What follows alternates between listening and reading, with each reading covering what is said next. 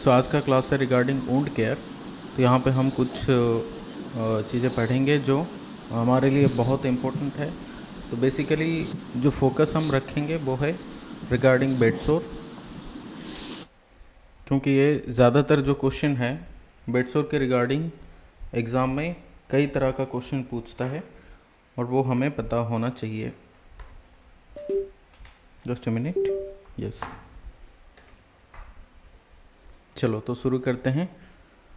सो bed sore का बहुत सारे क्लासेस है ऑलरेडी कोचिंग क्लास के अंदर। अगर देखोगे एप्लीकेशन में तो नर्सिंग फाउंडेशन में है, इंटीग्यूमेंट्री सिस्टम के अंदर, एमएसएन के अंदर पढ़ाया गया है। अगर देखोगे नर्सेट 5 का स्पेशल क्लास, वहाँ पे भी बेड सोर के रिगार्डिंग बताया गया है। तो आज हम पढ़ेंगे थोड़ा सा एक्स्ट्रा न्यू अपडेट्स।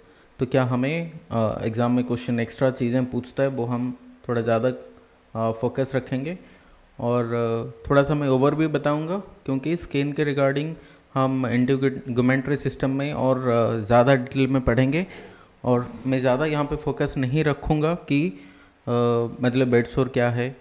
मतलब पढ़ाएंगे तो ज़रूर, पर स्किन के ऊपर हम ज़्यादा एम्फसाइज नहीं करेंगे। वो ज़्यादा हम पढ़ेंगे रिगार्डिंग द इंटीग्यूमेंट्री सिस्टम, जब पढ़ेंगे उस टाइम पे पढ़ेंगे। तो अभी जस्ट मैं ओवरव्यू बता रहा हूँ स्किन के रिगार्डिंग, ठीक है। स्किन के अंदर एनाटॉमी एंड फिजियोलॉजी के अंदर हम ज़्यादा अंदर नहीं जाएंगे। So will keep focus on the bed सोर and other important wound management. So let's talk about the skin layers first, ठीक है। तो स्किन लेयर्स के अंदर हमारा क्या क्या चीज़ें आता है।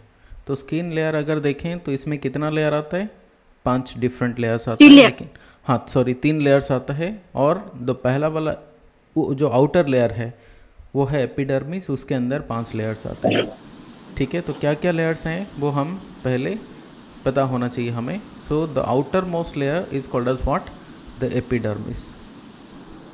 What is that called? The outermost layer of the skin called as what?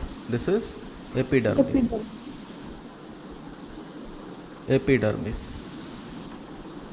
ठीक है। उसका ठीक नीचे क्या आ जाता है बताओ? Dermis. Dermis layer. Very good. Now the next layer is your dermis layer, and the next layer is called as what? Hypodermis.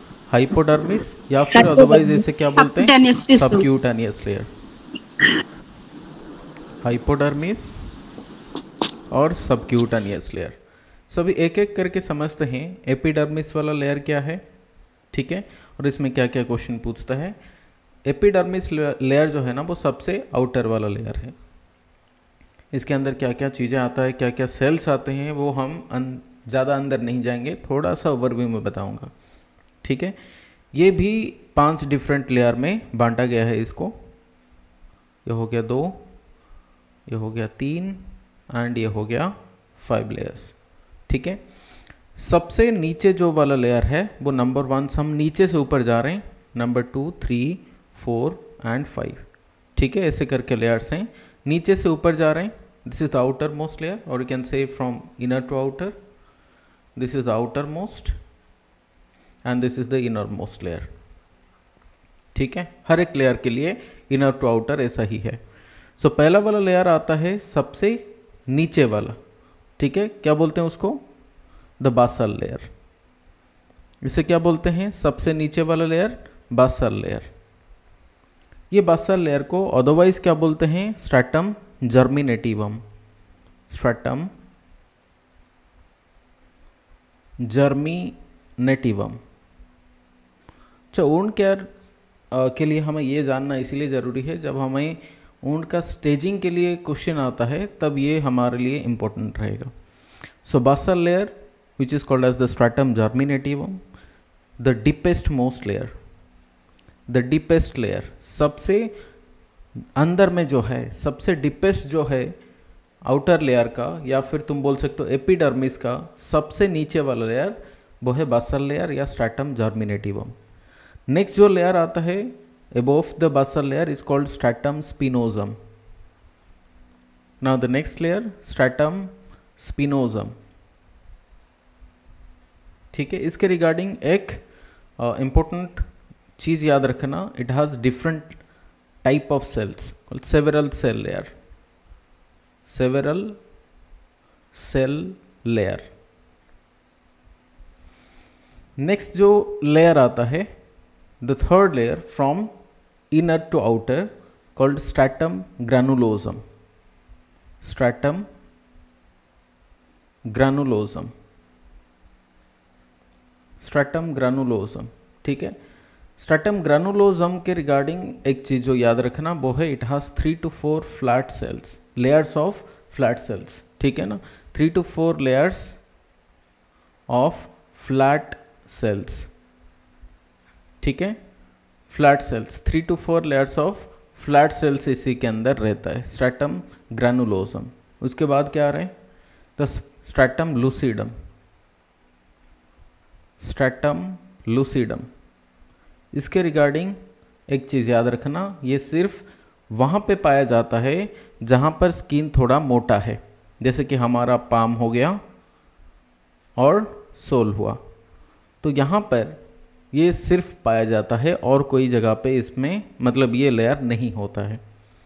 Next layer आता है सबसे ऊपर वाला लेयर, जिसे बोलते हैं stratum corneum.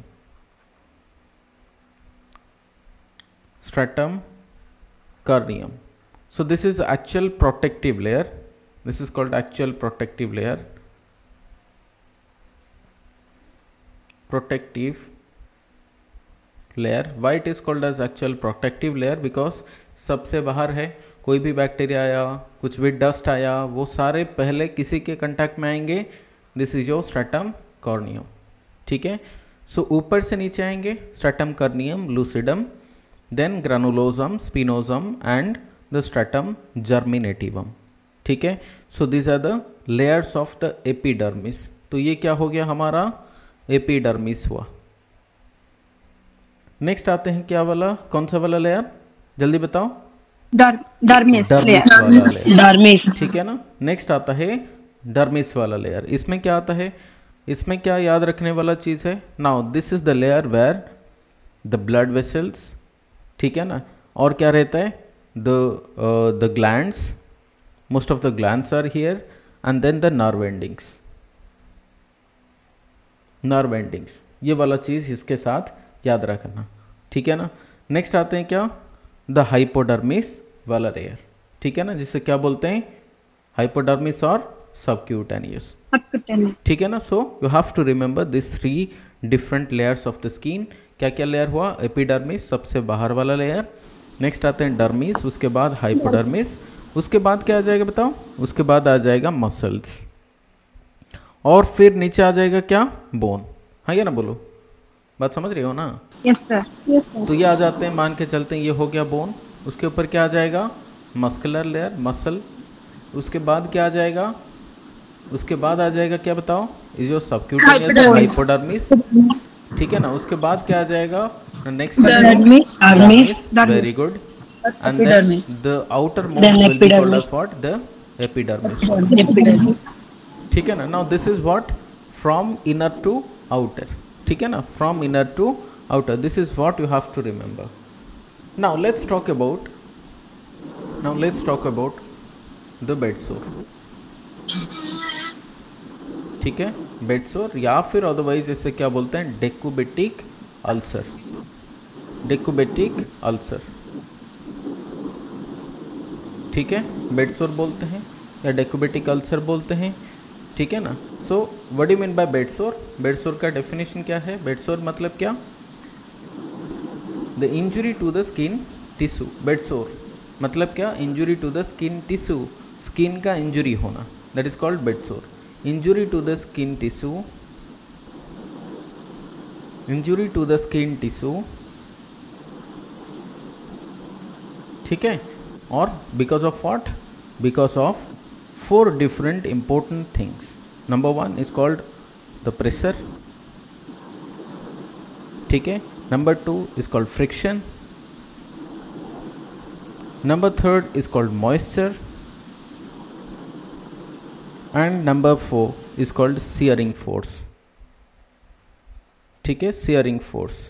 So have to remember these are 3 different mechanisms how the bed sore occurs. Injury to the skin because of 4 different mechanisms is called as the bed sore. Most commonly this is happening in case of the bedridden patient or और you can say long standing, और you can say the unconscious patients और comatose patients, ठीक है ना, जो basically मतलब क्या रहते हैं, बेड के ऊपर ज़्यादातर लेटे रहते हैं। पैरालाइज हो गया, डायबिटिक मेलिटस वाला पेशेंट हुआ, या फिर ईडीमा अगर कोई पेशेंट को हुआ है, डिहाइड्रेशन वाला पेशेंट हो सकता है, या फिर किसी कैथेटर वगैरह किसी पेशेंट को लगा गया है, वो सारे पेशेंट जो हैं इनका मोबिलिटी बहुत कम होता है and they use to confined with in the bed, वो ज़्यादातर बेड में ही पड़े रहते हैं and that is what they are prone to the bed sores most of the time. ठीक है, just a minute, give me a minute. Sir moisture के बाद क्या बोले? मॉइस्चर के बाद shearing force. Friction. Just give me minute. कोई एक मुझे मैसेज कर रहा है कि सर मेरा ज्वाइनिंग नहीं हो रहा। अच्छा, कोई दिक्कत हुआ क्या ज्वाइनिंग के टाइम? नहीं सर। नहीं हुआ है दिक्कत? Just give me minute.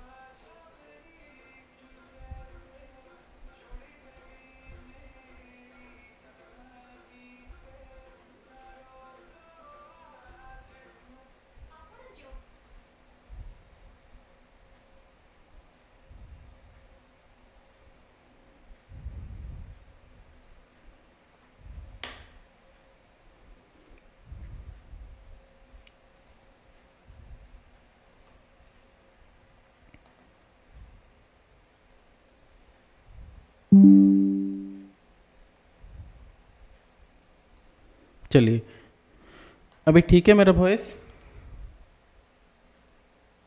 Audible हूँ? हाँ। सो क्या बेडसोर का क्या मैकेनिज्म हुआ? What are the 4 different basic mechanisms? जल्दी बताओ। नंबर 1 क्या था बताओ? Pressure, moisture, friction. प्रेशर हो गया। नंबर 2 क्या हुआ बताओ? मॉइस्चर। Number 3 friction. ठीक है। Number 4 the shearing force. Shearing force, ठीक है ना, सियरिंग फोर्स सबसे ज़्यादा इंपॉर्टेंट जो है इनमें से। अगर एग्जाम में क्वेश्चन पूछता है बेडसोर होने का the most common reason, the answer should be your the pressure. The most common cause of bedsore is your the pressure. बात समझ गए? हाँ या ना बोलो। बात समझ में आ रहा है क्या? Yes sir. Let's talk about what is shearing force and what is friction. दोनों के बीच में डिफरेंस पता होना चाहिए। मॉइस्चर पता है, प्रेशर पता है, ठीक है ना। प्रेशर कब आता है? जब कोई पेशेंट सुपाइन पोजीशन में ज़्यादा लंबा टाइम के लिए मतलब पड़ा रहता है, या फिर कोई भी एक पर्टिकुलर पोजीशन में पड़ा रहता है, और प्रेशर पॉइंट जो हमारा होता है मोस्ट कॉमनली जो बोनी प्रोमिनेंस एरिया में, तो वहाँ पर ज़्यादातर क्या होता है, ब्लड सर्कुलेशन कम हो जाता है बिकॉज ऑफ द प्रेशर, ठीक है ना। और वेट ऑफ द बॉडी, या फिर मान के चलो बॉडी का वेट या फिर जो बोन का वेट है उसके वजह से क्या होता है, जो प्रेशर क्रिएट होता है कुछ एरिया स्किन का या फिर टिश्यू का, वो ब्लड सर्कुलेशन वहाँ पे इम्पेयरमेंट होता है, जिसके वजह से वुंड होना शुरू हो जाता है। यहाँ पे इम्पोर्टेंट है, मतलब प्रेशर और मॉइस्चर तो समझ में आता है, पर यहाँ पे फ्रिक्शन और सियरिंग फोर्स दोनों को डिफरेंशिएट करना इम्पोर्टेंट, अदरवाइज यहाँ पे थोड़ा सा कन्फ्यूजन बना रहेगा। तो फ्रिक्शन मतलब क्या आता है, मान के चलते हैं ये हो गया बेड या मैट्रेस हुआ, ठीक है ना। अगर मान के चलते हैं कोई चीज़ को हम ऐसे घसीट के ले रहे हैं, तो घसीट के लेने से क्या होगा, स्किन ना बेड के ऊपर क्या होगा, घसीट के थोड़ा मतलब घिसने से स्किन क्या होगा, इंजुरी होगा। बात समझ रहे हो मैं जो बोल रहा हूँ, ठीक है ना। अगर हम कुछ चीज़ें या पेशेंट को क्या कर रहे हैं, ड्रैग कर रहे हैं, घसीट के ले रहे हैं, ठीक है ना, ऊपर से नीचे तक ले रहे हैं या फिर साइड को ले रहे हैं, तो घसीटने के टाइम क्या होगा, स्क्रीन आइदर मैट्रेस के साथ या फिर बेडशीट के साथ कोई भी चीज़ के साथ मैकेनिकली वो क्या होगा, थोड़ा सा रब होगा। रब मतलब समझ रहे हो ना, रबिंग होगा या फ्रिक्शन होगा, एंड जिसके वजह से स्किन ब्रेक डाउन हो सकता है। लेकिन सियरिंग तब आता है, मान के चलते हैं पेशेंट एक कोई एंगल में ऐसे मान के चलते हैं फॉलस पोजीशन हुआ या फिर सेमी फॉलस पोजीशन हुआ, वो पोजीशन में अगर मान के चलते हैं यहाँ पर पेशेंट का बॉडी पार्ट्स यहाँ पर है, ठीक है ना, तो क्या होगा, ये अगर यहाँ पे रहता है बॉडी पार्ट, ये थोड़ा क्या होगा बताओ, थोड़ा इजी है पेशेंट को यहाँ पे मतलब टिक कर रहने के लिए, फिक्स होकर रहने के लिए। अगर थोड़ा सा ऊपर रहता है ना, वो क्या होगा, स्लाइड होगा बॉडी, हाँ या ना बोलो। अगर मान के चलते हैं ऐसे फ्लैट सोया हुआ है पेशेंट, यहाँ पे स्लाइड होने का कोई पॉसिबिलिटी नहीं है, ठीक है ना, वो पेशेंट स्लाइड नहीं होगा क्योंकि ये तो फिक्स्ड पोजीशन है। अगर थोड़ा सा एंगल बन जाता है तो बॉडी क्या होगा बताओ, ये थोड़ा नीचे की तरफ क्या होगा, स्लाइड होना पॉसिबल है। बात समझ रहे हो ना। ऐसे अगर पेशेंट सोया हुआ है और ऐसा मतलब है बेड, तो क्या होगा, पेशेंट थोड़ा सा स्लाइड होगा नीचे, हाँ या ना बोलो। बात समझ रही हो, एंगल होने से क्या होता है, पेशेंट थोड़ा स्लाइड होगा नीचे की तरफ, हाँ या ना बोलो। बात समझ रही हो। अगर ऐसा एंगल बना रहता है तो पेशेंट का बॉडी जो है नीचे की तरफ ऐसे स्लाइड होगा because of the weight. And ये स्लाइडिंग फोर्स जो है, वो फोर्स कहां पर है बताओ, नीचे है या ऊपर की तरफ है बताओ, downward. Downward, very good. So that force is called as what, the shearing force, ठीक है। एंड इसके वजह से क्या होगा, स्किन किधर, स्किन कहां पर होगा, मतलब स्किन का जो डायरेक्शन है मूवमेंट का वो कहां पर होगा, नीचे की तरफ फोर्स है। मान के चलते हैं कि जो ग्लूटियल मसल का, मसल के ऊपर जो स्किन है वो कहां पर जाएगा, ये तो कंटैक्ट में है किसके साथ बताओ, मैट्रेस के साथ कंटैक्ट में है ग्लूटियल मसल, ये वहां पे, हाँ या ना बोलो। तो यहाँ पे जो स्किन है वो कंटैक्ट में है, वो क्या होगा, due to the force of inertia वो चाहेगा इसका कंटैक्ट में रहे, और ये क्या होगा, ये चाहेगा कि ये फिक्स होके वो जगह पे रहे, ये नीचे नहीं आएगा because of the friction also. सो यहाँ पे क्या होगा, टिश्यू उल्टा डायरेक्शन में रह जाएगा और फोर्स जो है नीचे की तरफ है। तो इसमें क्या होगा, एक ऑपोजिट डायरेक्शन में, ये वाला स्किन का, स्किन डायरेक्शन है, स्किन का डायरेक्शन, ये वाला क्या होगा, सियरिंग फोर्स। बात समझ रहे हो, हाँ या ना बोलो। बात समझ रहे हो क्या? अगर तुम वैसे बैठ जाओगे कहीं पे, मतलब वैसे एंगल वाला बेड के ऊपर, तुम्हें पता चलेगा कि मतलब जब स्लाइड होता है ना, स्किन रुक जाता है और बॉडी नीचे आने के लिए कोशिश करते हैं। इसका नहीं कि स्किन पीछे रह जाएगा और तुम मतलब पेशेंट चला जाएगा भाग के, ऐसा नहीं है। मतलब स्किन मतलब कुछ सेंटीमीटर या फिर कुछ ना कुछ थोड़ा सा तो क्या होगा, नीचे की मतलब अपोजिट डायरेक्शन में पुल होगा, हाँ ये ना बोलो। अपोजिट डायरेक्शन में कुछ सेंटीमीटर क्यों ना हो या फिर कुछ मिलीमीटर क्यों ना हो, वो क्या होगा, अपोजिट डायरेक्शन में जाएगा, और सियरिंग फोर्स जो है वो अपोजिट डायरेक्शन में जाएगा। सियरिंग फोर्स का अपोजिट डायरेक्शन में स्किन जो है वो कुछ ना कुछ मतलब डिस्टेंस तो जाएगा ही जाएगा, हाँ या ना बोलो। समझ रहे हो ना?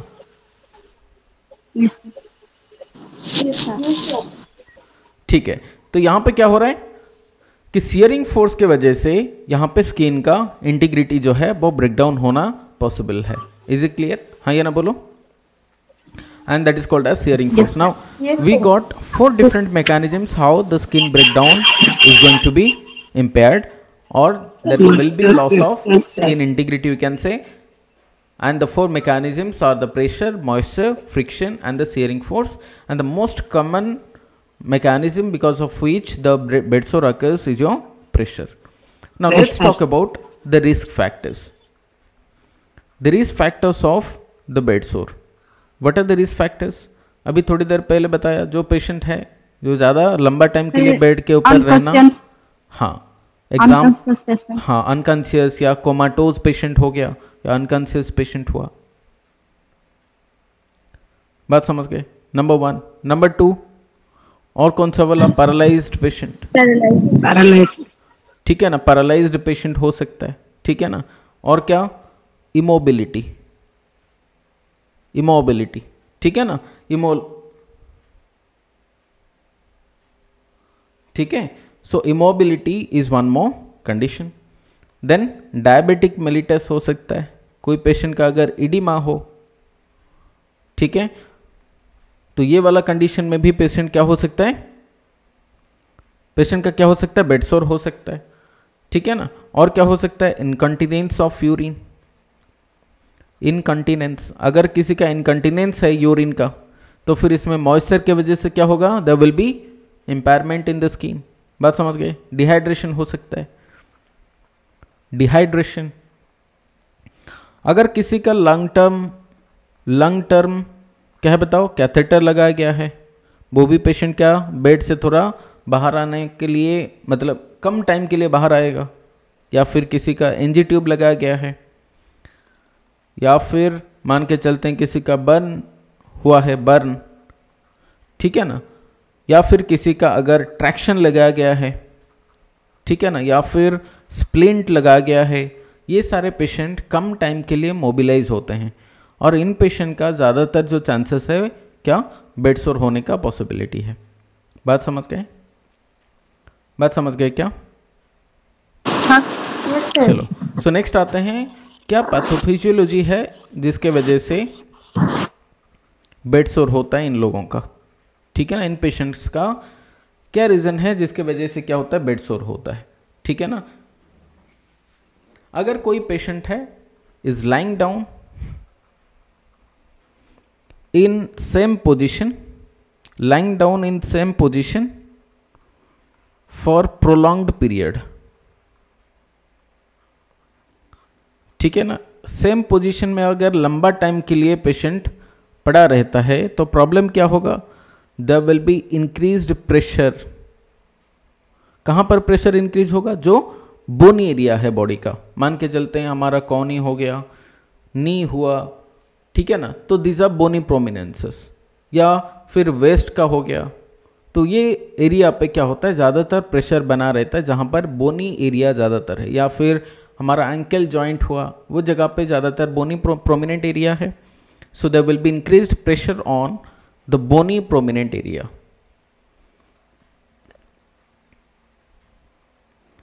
तो increase pressure on bony prominence areas and that leads to decrease blood flow. Let me explain you.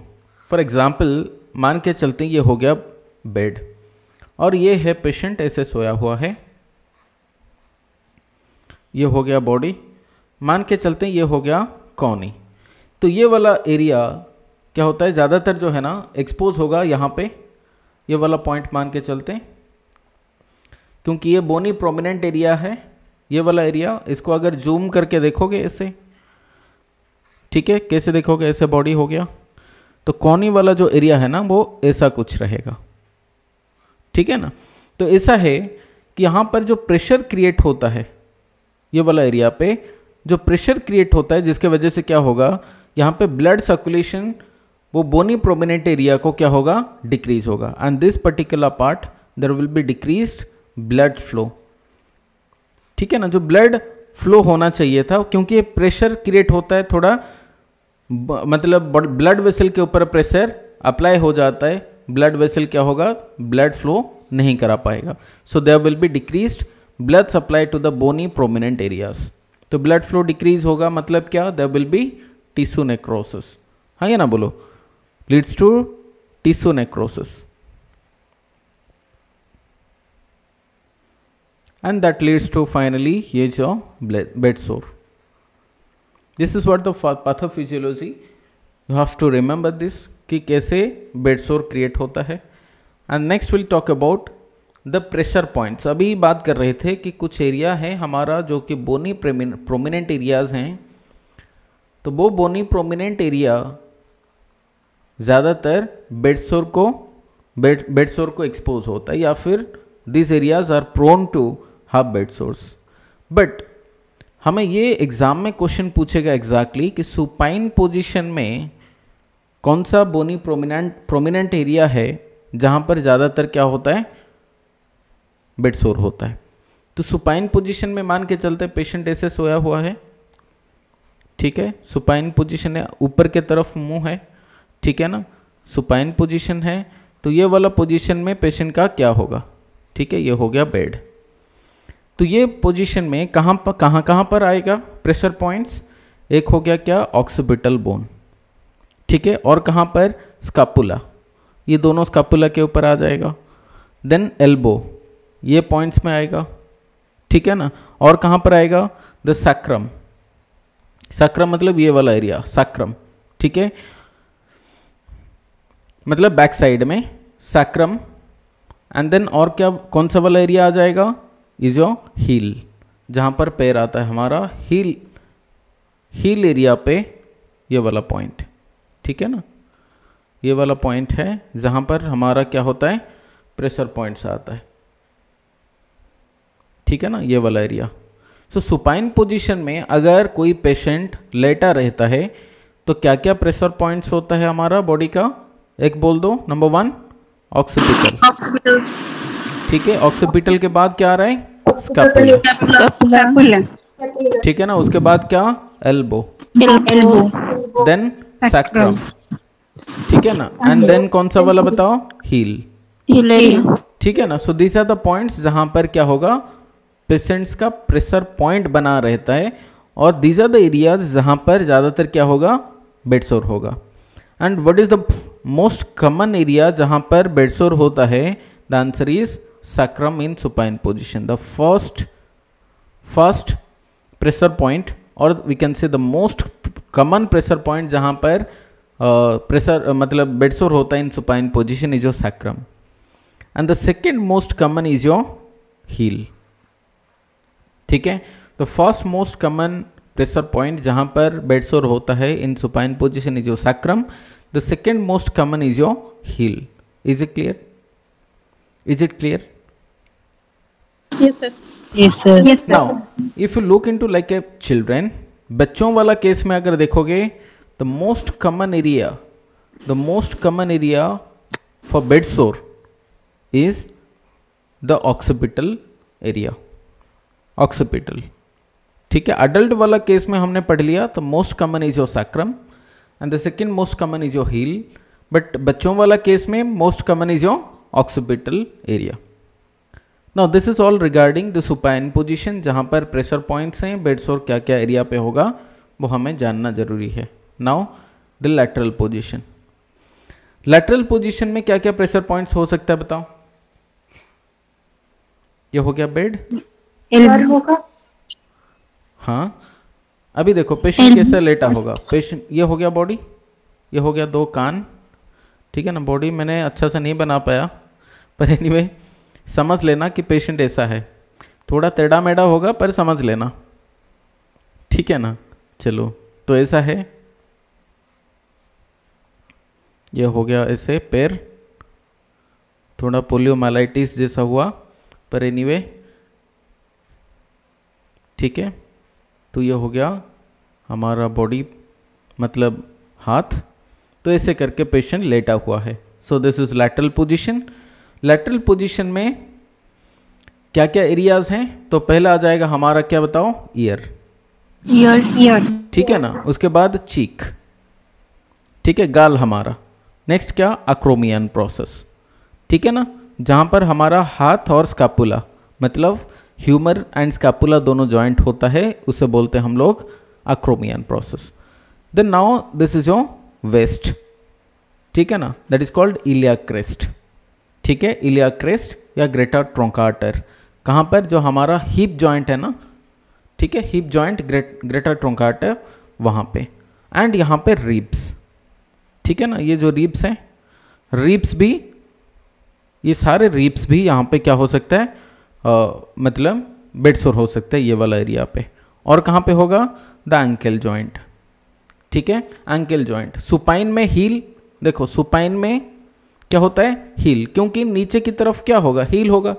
अगर साइड लाइन में रहोगे तो साइड में क्या रहेगा, एंकल आएगा ना, बात समझ रहे हो ना। सुपाइन में ऐसा लेग ऐसा रहेगा तो हील आता है, ठीक है। अगर साइड लाइन जाओगे तो साइड लाइन कैसे बनाएंगे, ये 3D स्ट्रक्चर थोड़ी ना है, तो मतलब ये कैसे बताएंगे, नहीं ये 2D वाला पिक्चर में नहीं बता सकता, मैं उतना भी मतलब नहीं बना सकता पिक्चर, पर मान के चलो ये कौन सा वाला है, एंकल जॉइंट, मतलब हमारा यहाँ पे जो एंकल जॉइंट है वो साइड के तरफ होगा, हाँ क्या ना, मतलब नीचे की तरफ होगा अगर साइड लाइन पोजिशन में रहते हैं। बात समझ गए ना? Yes sir.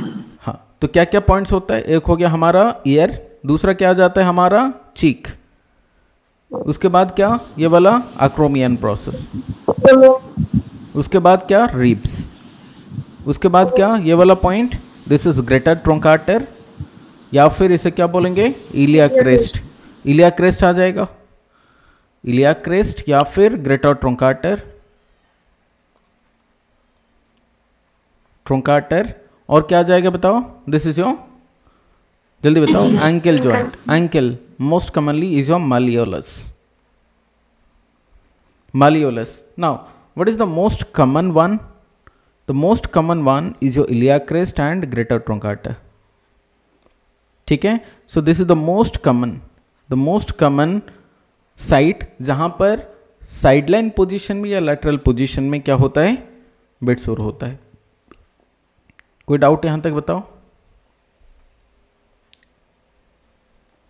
कोई डाउट है क्या? No. नहीं, चलो No, sir. आगे बढ़ रहे हैं। The next is your prone position. So prone position में प्रेशर पॉइंट्स क्या क्या है, नीचे की तरफ मुंह होगा, ठीक है ना, नीचे की तरफ मुंह होगा, तो प्रोन पोजीशन में क्या आ जाएगा बताओ, नीचे की तरफ, हाँ नहीं यहाँ पे फेस नहीं होगा क्योंकि नीचे की तरफ तो होता है हमारा बॉडी, पर हमारा जो, हाँ हमारा जो फेस होता है ना वो साइड की तरफ थोड़ा सा मुड़ के रोटेट होके हमारा हेड जो है रहता है। थोड़ी ना हम नाक नीचे करके सोते हैं, सोते हैं तक सोते हैं क्या, वैसे ही नहीं सोते हैं ना। प्रोन पोजीशन में हमारा नाक क्या होता है, साइड में आ जाता है। प्रोन पोजीशन में अगर नाक नीचे करके सो जाएंगे तो फिर मर जाएंगे, बेड सोर तो बाद में होगा, ठीक है ना। तो वो वैसा नहीं होता, हमारा क्या होता है, हेड रोटेट होके इधर लेफ्ट या राइट को रोटेट होके रहता है। तो ज़्यादा नीचे की तरफ जो प्रेशर बनेगा वो कहाँ पे आएगा, ईयर में आता है ना, बोलो ईयर और चिक, ये दोनों आ जाता है। तो ऊपर से नीचे तक अगर चलेंगे तो क्या आ जाएगा, पहले ईयर आएगा, नंबर 2 क्या आ जाएगा, चिक, ठीक है। फिर दोबारा क्या आ जाएगा नीचे की तरफ, हमारा अक्रोमियन प्रोसेस, अक्रोमियन प्रोसेस। और क्या आ जाएगा, हमारा छाती भी नीचे की तरफ होता है, रिब्स आएगा, हाँ या ना बोलो, हाँ या ना बोलो, रिब्स आ जाएगा, ठीक है। नंबर 5 अगर फीमेल है तो ब्रेस्ट या फिर निपल, ये दोनों अल्सर होने का पॉसिबिलिटी है, बेड सोर होने का पॉसिबिलिटी है इनके सब फीमेल, ठीक है। एंड मेल वाला केस में द जेनिटालिया, ठीक है, जेनिटालिया इन केस ऑफ मेल, यहां पे बेड सोर होने का पॉसिबिलिटी है, ठीक है। और कहाँ और थोड़ा नीचे जाएंगे, नंबर 7 नी, ठीक है। एंड नंबर 8 हमारा नीचे की तरफ क्या होगा, फिंगर्स होगा, है या ना। हील और एंकल तो नहीं होता है प्रोन पोजीशन में, क्या आ जाता है, टोज, है या ना। What is that called, toes. Now what is the most common one which is prone to the pressure ulcer, or you can say the bed sore in case of prone position, the answer is the knee, ठीक है। the most common site जहां पर bed सोर होता है in case of prone position is your knee, so have to remember these points, ठीक है। supine position में most common क्या आ जाता है बताओ, occipital, नहीं occipital in case of children, ठीक है ना, sacrum is the first. The second में क्या आ जाता है बताओ, heel is the second. And children वाला केस में क्या जाता है,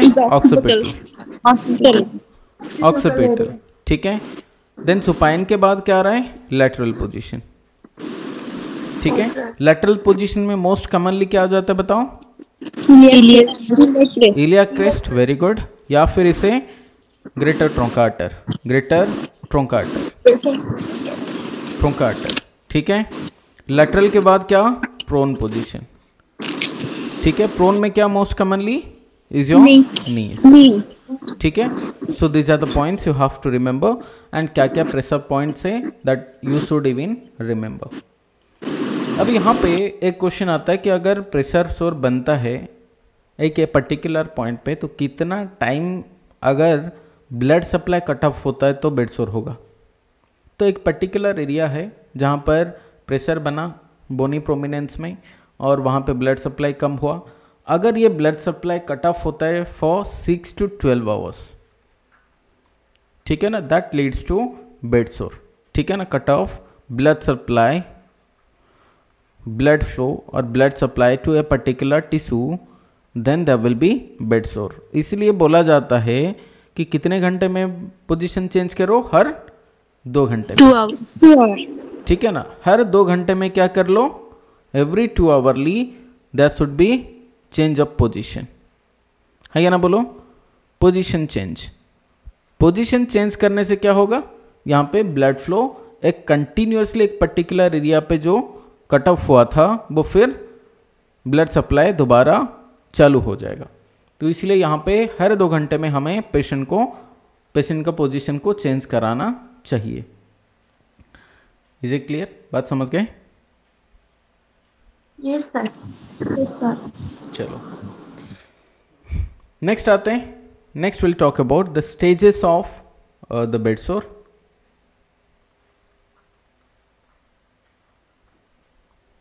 स्टेजेस ऑफ बेड सोर, तो हमारे यहाँ पे जो स्टेजेस के रिगार्डिंग अगर बात करें, so there will be 4 different stages of the bed sore. How many stages? 4 stages. ठीक है, 4 स्टेज हम पढ़ेंगे, स्टेज 1, 2, 3 एंड 4। ठीक है, तो यहाँ पे एक एक चीज़ याद रखना। पहला वाला लेयर मैंने क्या बोला था एपिडर्मिस। ठीक है, उसके बाद कौन सा वाला लेयर? डर्मिस। उसके बाद क्या था? उसके बाद हमारा था हाइपोडर्मिस। हाइपोडर्मिस या फिर इसे बोलो क्या बोलते हैं इसको, सबक्यूटेनियस। ठीक है ना, हाँ। उसके बाद क्या रहा है हमारा? द मसल्स आता है। उसके बाद बोन आएगा, हाँ या ना, एंड टेंडन्स आता है, लिगामेंट्स आता है, वो सारे चीज़ें आएंगे। ठीक है ना। अगर बेड सोर जो है, अब यहाँ पे बेड सोर जो है ना, वो यहाँ तक लिमिटेड है, यहाँ तक बेड सोर हुआ, तो इसे क्या बोलेंगे? Now this is called as stage 1। ठीक है ना, इसे क्या बोलेंगे? स्टेज 1। सो स्टेज 1 लिमिटेड कहाँ तक है बताओ?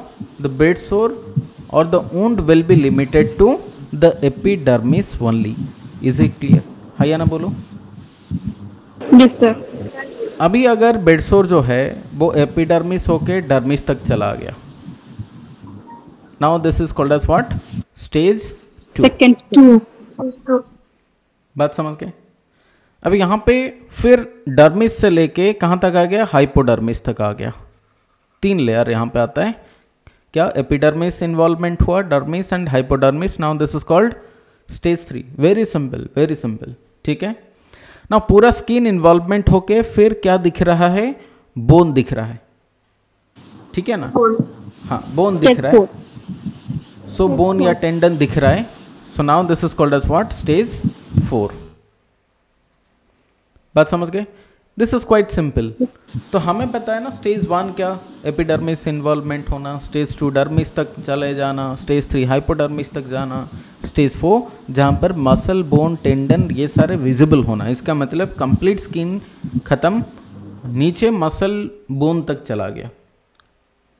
Is it clear? हाँ या ना, बोलो। Yes, sir. चलो अभी चलते हैं, will talk about the stage 1। पहला वाला बोलेंगे हम लोग क्या? स्टेज 1 बोलेंगे।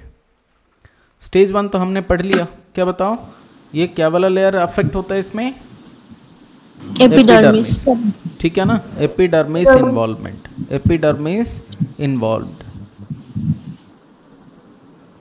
ठीक है ना, एपिडर्मिस का इन्वॉल्वमेंट हुआ। अब स्किन कैसे दिखाई देगा? Skin will be red colour का होगा। ठीक है ना, redness, there will be redness around the skin. अब यहाँ पे स्किन को मानते हैं, स्किन हो गया ऐसा। ठीक है ना, स्किन हो गया ऐसा। अब यहाँ पे क्या होगा? There will be redness around the bony prominent area. यहाँ पे ऐसे रेडनेस दिख रहा होगा। ठीक है ना, जो बेड सोर हुआ है वो एरिया पे रेडनेस होगा। ठीक है, बट यहाँ पे स्किन इंटैक्ट है। याद रखना, there is no break down in the skin, skin is intact. ठीक है, स्किन इज इंटैक्ट, स्किन का कोई ब्रेकडाउन है, मतलब ब्रेकडाउन नहीं है। Skin is not blanchable, not blanchable, not blanchable. कौन बोलेगा what do mean by blanching? Blanching किसको बोलते हैं? सॉफ्टनेस कुछ नहीं। अच्छा, सब लोग अपना ना फिंगर, कोई भी एक हाथ का फिंगर निकाल दो। ठीक है, अब यहाँ पे मान के चलते हैं, जैसे एक पर्टिकुलर पाम देखो, पाम के ऊपर अपना मान के चलो, सब लोग लेफ्ट हैंड को, ऊपर के पाम को देखो, लेफ्ट हैंड का पाम को देखो, और राइट हैंड का जो थंब फिंगर है पाम का, कोई एक पर्टिकुलर एरिया में ऐसे प्रेस करके रखो, दबाओ, मतलब फिंगर टिप को लेके दबाओ। इसमें क्या होगा, तुम्हें दिख रहा होगा कि पाम का जो रेड दिख रहा था पहले, तो अभी क्या हुआ, वाइट हो गया। ठीक है ना, जैसे तुम फिंगर उठाओगे वो वाइट वाला एरिया क्या होगा, पिंक हो जाता है। देख रहे हो? हाँ या ना बोलो। Yes sir. देखो पाम ऐसा है, ठीक है ना, हमारा पाम ऐसा है। अभी पाम को क्या करो, एक फिंगर से इसे दबाओ, एक फिंगर से दबाओ। पहले क्या होगा, now this area will become white, ऐसे वाइट हो जाएगा।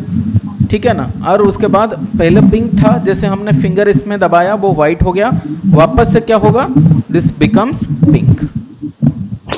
हाँ या ना बोलो, बात समझ गए ना? प्लीज म्यूट रखना, अगर बैकग्राउंड में नॉइज है प्लीज म्यूट रखना। ठीक है, बात समझ में आ गया? So that is called blanching. अगर बेडसोर हो जाता है तो ये और ब्लैंचिंग नहीं होगा। बात समझ गए? बात समझ गए? हाँ या ना बोलो। Yes sir. चलो, तो यहाँ पे ब्लैंचिंग नहीं होगा, ये समझ लेना जरूरी है।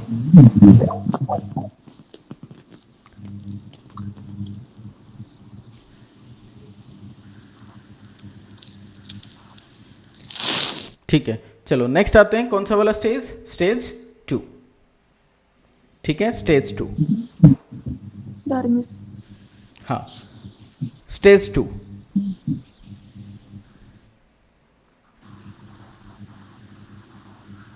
यहां पे इन्वॉल्वमेंट क्या होता है, कौन सा वाला लेयर? काजल थोड़ा म्यूट रखना। Dermis layer. हाँ, यहां पे इन्वॉल्वमेंट होता है क्या, डर्मिस वाला लेयर। मतलब इसमें इन्वॉल्वमेंट क्या क्या होता है, नॉट ओनली डर्मिस लेयर ऐसे नहीं बोल सकते, इसमें इन्वॉल्वमेंट क्या होता है, dermis layer. Yes, epidermis plus dermis वाला layer. Now this is called the stage 2। ठीक है, अब यहां पे स्किन का कलर क्या होगा?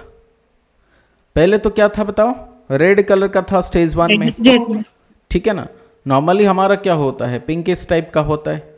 अब यहाँ पे स्टेज 1 में क्या हो जाता है, रेड कलर का होता है, नॉन ब्लैंचेबल हो गया। स्टेज 2 में आ गए, यहाँ पे क्या होगा, skin colour will be bluish. ठीक है, ब्लूइश, ब्लूइश स्किन। ठीक है, स्किन ब्लूइश हो गया। ठीक है, यहाँ पे स्किन जो है, नॉर्मली हमारा स्टेज 1 में हम लोग पढ़े थे, जहाँ पर स्किन नॉर्मली जैसे होता है, कोई ब्रेकडाउन नहीं हुआ है। लेकिन स्टेज 2 में क्या होगा, यहाँ पे एपिडर्मिस एंड डर्मिस दोनों इन्वॉल्वमेंट हुआ, यहाँ पे स्किन क्या होगा, ब्रेकडाउन हो गया। ठीक है ना, स्किन ब्रेकडाउन हुआ ऐसे। ठीक है, स्किन खराब हो गया, स्किन मतलब गड्ढा हो गया मान के चलो वैसे। तो स्टेज 2 के अंदर क्या होता है, skin is not intact, skin is not intact, skin और इंटैक्ट नहीं है। ठीक है, यहाँ पे स्किन इंटैक्ट नहीं है, और क्या हो जाता है, स्किन के ऊपर ब्लिस्टर हो जाता है। ठीक है, ब्लिस्टर फॉर्मेशन। ठीक है, बात समझ गए? There will be severe pain and there will be mucus collection. Blister के अंदर क्या हो जाता है, इधर पस होगा, आई मीन पस तो बाद में होता है, अभी के लिए तो नहीं है। पहले वाटर या फिर मान के चलो जो हमारा क्या बोले म्यूकस है वो सारे, या फिर क्या बोल सकते हैं, क्लियर फ्लूइड यहाँ पे अक्यूमुलेट जैसे बोल सकते हो, watery clear fluid, watery clear fluid accumulate हो जाता है। ठीक है, अक्यूमुलेशन इनसाइड द ब्लिस्टर। ठीक है, समझ में आ रहा है क्या? So now this is called as stage 2। यहाँ पे ये एग्जाम में क्वेश्चन पूछेगा कि पेन होगा या नहीं होगा, आंसर इज होगा। एंड यहाँ पे स्किन का कलर कैसा होता है, यू हैव टू से ब्लूइश कलर। स्किन इंटैक्ट है या नहीं, इंटैक्ट नहीं है, ठीक है। चलो नेक्स्ट आते हैं क्या, stage 3।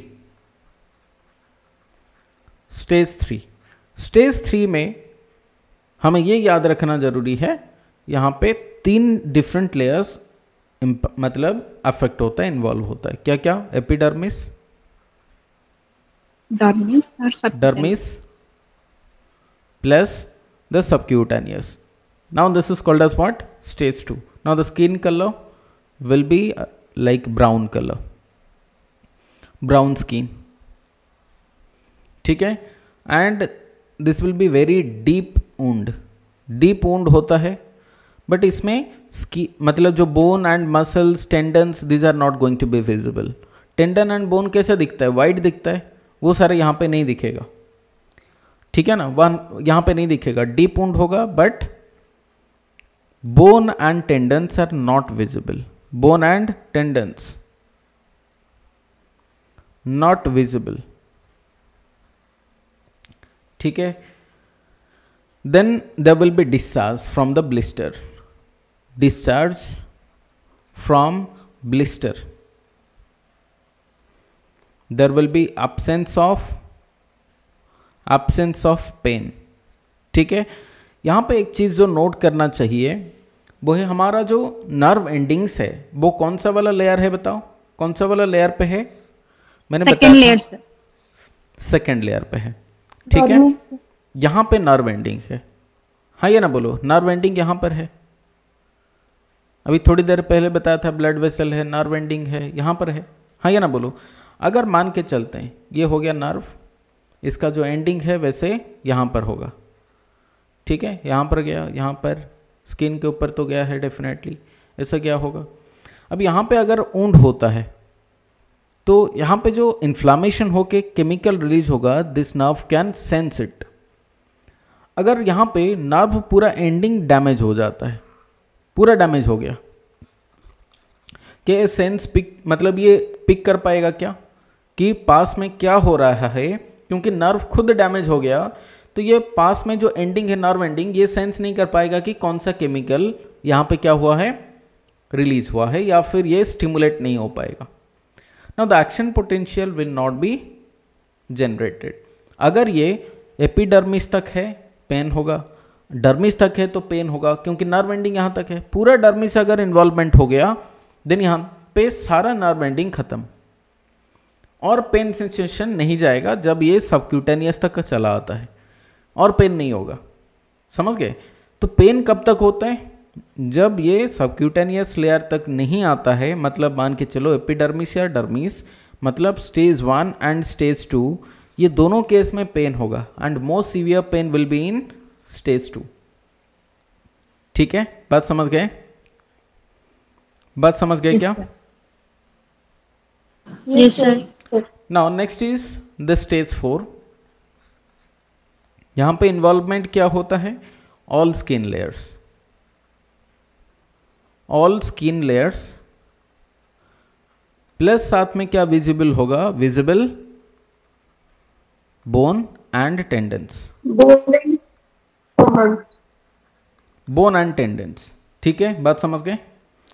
The skin will be black, the black skin, there is no pain, बात समझ गए, no pain, and there will be foul smelling wound, foul smelling wound, याद रखना, ठीक है। The bone and tendons are visible and this are going to be your deepest wound, सबसे deep वाला wound है। यहां पे हो सकता है कि पस फॉर्मेशन भी हो, black skin with pus formation, ठीक है। So this is regarding the stage 4। कोई डाउट यहां तक बताओ, कोई डाउट यहां तक बताओ? No sir. No sir. चलो, no sir. Now let's talk about the Braden scale, जहां पर हम प्रेशर सोर का स्कोरिंग करते हैं, ब्रैडन स्कोर, स्कोर या scale whatever you say, Braden scale या ब्रैडन स्कोर। इसमें पैरामीटर्स जो हैं 6 पैरामीटर्स है। नंबर 1 इज कॉल्ड मोबिलिटी, जैसे हमारा जीसीएस होता है, Glasgow coma scale, different parameters होता है, तो यहाँ पे वैसे पैरामीटर्स ब्रैडन स्केल का है क्या, पहला वाला मोबिलिटी, ठीक है। सेकंड आता है क्या, मॉइस्चर, ठीक है। नंबर 3 में क्या आ रहा है, sensory perception, sensory perception. Number 4 friction and shear, friction and shear. Number 5 activity. Number 6 nutrition. So this are going to be the parameters. Mobility के लिए स्कोरिंग क्या है, 1 2 3 एंड 4, तो 1 to 4 तक है स्कोरिंग इसका। मॉइस्चर के लिए स्कोरिंग क्या है, अगेन 1 से लेके 4 तक स्कोरिंग है। इसके अंदर बहुत सारी चीज़ें हैं, हम नहीं जाएंगे, बस हमें एग्जाम में जितना पूछेगा बस उतना हम जा रहे हैं। सेंसरी परसेप्शन के लिए 1 से 4 स्कोरिंग है। फ्रिक्शन एंड शियर के लिए क्या है, 1 से 3 तक स्कोरिंग है। एक्टिविटी के लिए कितना है, 1 से 4 है स्कोरिंग। न्यूट्रिशन के लिए क्या, 1 से 4। तो एक चीज़ है जहाँ पर स्कोरिंग 1 से 3 है, वो है फ्रिक्शन एंड शियर, और बाकी केसेस में मैक्सिमम स्कोर है 4, मिनिमम स्कोर है 1। अगर हम इसको स्कोरिंग किया करेंगे तो मिनिमम स्कोर कितना होगा, मिनिमम विल बी, मोबिलिटी के लिए 1 देंगे, मॉइस्चर के लिए 1, सबसे कम इतना है, सेंसरी के लिए, परसेप्शन के लिए 1, फ्रिक्शन एंड शियर के लिए 1, तो हर एक के लिए 1-1 देते जाएंगे, तो कितना आ जाएगा, 6, ठीक है ना। अगर मैक्सिमम स्कोर देके जाएंगे 4 4 4 4 3 4 4 देंगे तो कितना आ जाएगा, दिस विल बी योर, जल्दी बताओ, 23, ठीक है ना। So minimum score is 6 and maximum score is your 23। हाँ या ना बोलो, बात समझ में आया। So what is the minimum score, minimum score is 6 and maximum score is your 23, नहीं 25 नहीं, 23, ठीक है ना। 23 इज द मैक्सिमम स्कोर। सो क्या क्या पैरामीटर्स हुआ बताओ, mobility, moisture, sensory perception, then activity, nutrition. Very good. How to remember, पहला वाला लेटर हर एक का ले लो, क्या बना, MMS फैन। जो MMS का फैन है, मतलब ये याद रखने का एक ट्रिक है, हालांकि मतलब ये ट्रिक थोड़ा सा मतलब क्या बोले, नेगेटिव के तरफ बोलता है, पर we can remember by using this term MMS fan. M stands for what? The first M stands for mobility, ठीक है। Next M stands for moisture, ठीक है ना। And then A stands for searing and sorry sensory perception, right, sensory perception. F stands for friction and shearing,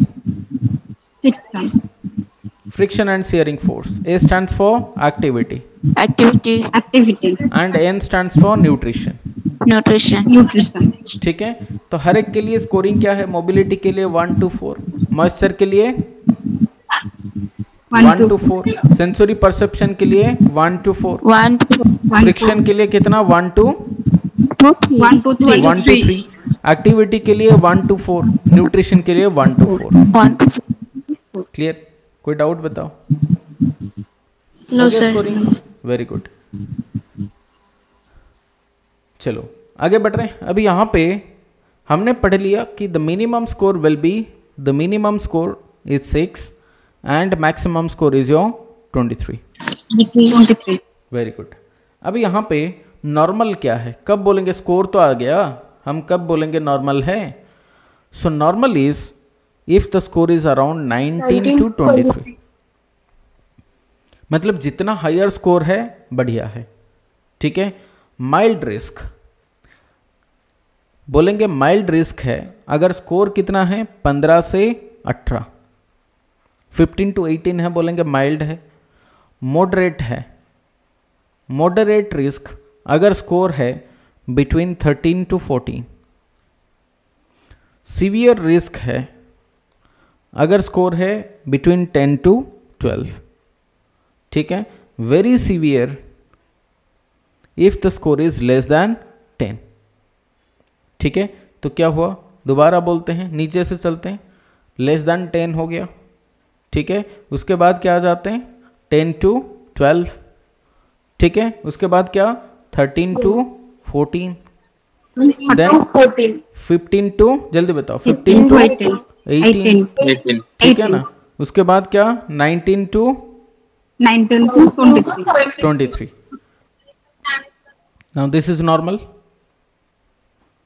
ठीक है, 15 to 18 क्या बोलेंगे, mild, then moderate, then severe and very severe. खत्म। देखो shortcut है, पूरा पूरा शॉर्टकट है, हमें बस याद रखना चीज ये है। ठीक है, एग्जाम में क्वेश्चन पूछ लेगा कि बताओ जो ब्रैडन स्केल है इसका यूज कहां पर किया जाता है। What is your answer for, जल्दी बताओ, for what, bed sore, bed सोर के लिए, है या ना, बेड सोर स्टिचिंग के लिए, बेड स्कोर को स्कोरिंग करने के लिए हमें ब्रैडन स्केल को यूज करना है। ऐसे पूछ लेगा कि ब्रैडन स्केल के अंदर जो पैरामीटर्स है इनमें से कौन सा नहीं है। ठीक है, ऐसे करके ऑप्शन में पूछा होगा, एक है मोबिलिटी। ठीक है, नंबर 2 अगर ऐसे पूछ लेगा फ्रिक्शन। नंबर सी ऐसे पूछ लेगा मॉइस्चर। ठीक है, नंबर डी पूछ लेगा विस्कोसिटी। ऐसे क्वेश्चन पूछ लेगा कि इनमें से कौन सा एक पैरामीटर नहीं है ब्रैडन स्केल का। सो आंसर क्या, ऑप्शन डी विस्कोसिटी, क्योंकि हमें पता ना मोबिलिटी है, फ्रिक्शन है, मॉइस्चर है, तो ऐसे करके क्वेश्चन पूछ लेगा। So you need to remember कि इसका पैरामीटर्स क्या क्या हैं, मिनिमम स्कोर क्या, मैक्सिमम स्कोर क्या है। ठीक है, एंड नॉर्मल क्या है, mild, moderate, severe, very severe क्या है। Now let's talk about the management.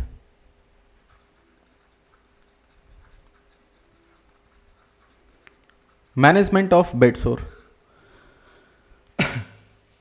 तो पहला वाला काम है, ज़्यादातर अगर हमने देखा कि कोई रिस्क वाला पेशेंट है, मैंने ऑलरेडी बोल दिया रिस्क फैक्टर कौन कौन है। अगर कि कोई पैरालाइज पेशेंट है या फिर कोई इमोबिलाइज्ड पेशेंट तुम्हारे पास है जिसको तुम केयर कर रहे हो, या फिर कोमा वाला पेशेंट है, इनका इनकॉन्टिनेंस ऑफ यूरिन है, you have to check the pressure points frequently. वो पेशेंट को तुम्हें बार बार देखना पड़ेगा and you need to change the position every 2 hourly. This is important.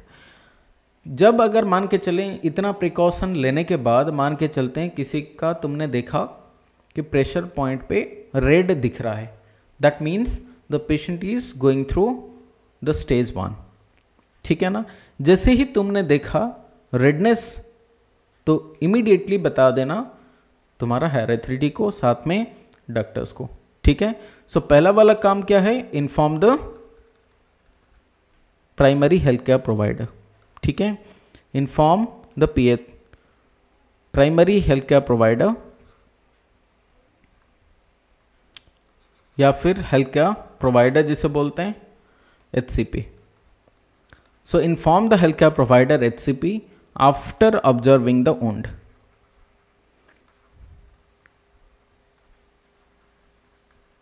Now this is the first point that you should remember. Now assess the stages. Now assess stages. ठीक है ना, स्टेजेस कैसे बताएंगे, अभी थोड़ी देर पहले बात की हम लोग, स्टेज 1 to स्टेज 4, कौन सा वाला स्टेज में है। ठीक है ना, नेक्स्ट क्या हमारा काम है, पोजीशन चेंज। ठीक है, पोजीशन चेंज कराना है हर कितने घंटे में, 1 to 2 आवर्ली, बट मोस्ट कॉमनली हर 2 घंटे में चेंज कराना है। ठीक है, अगर हमें बेड सोर का वुंड को क्लीन करना तो direction of cleaning is very important. Direction of cleaning the wound कैसे कराएंगे, direction of cleaning from outer to inner.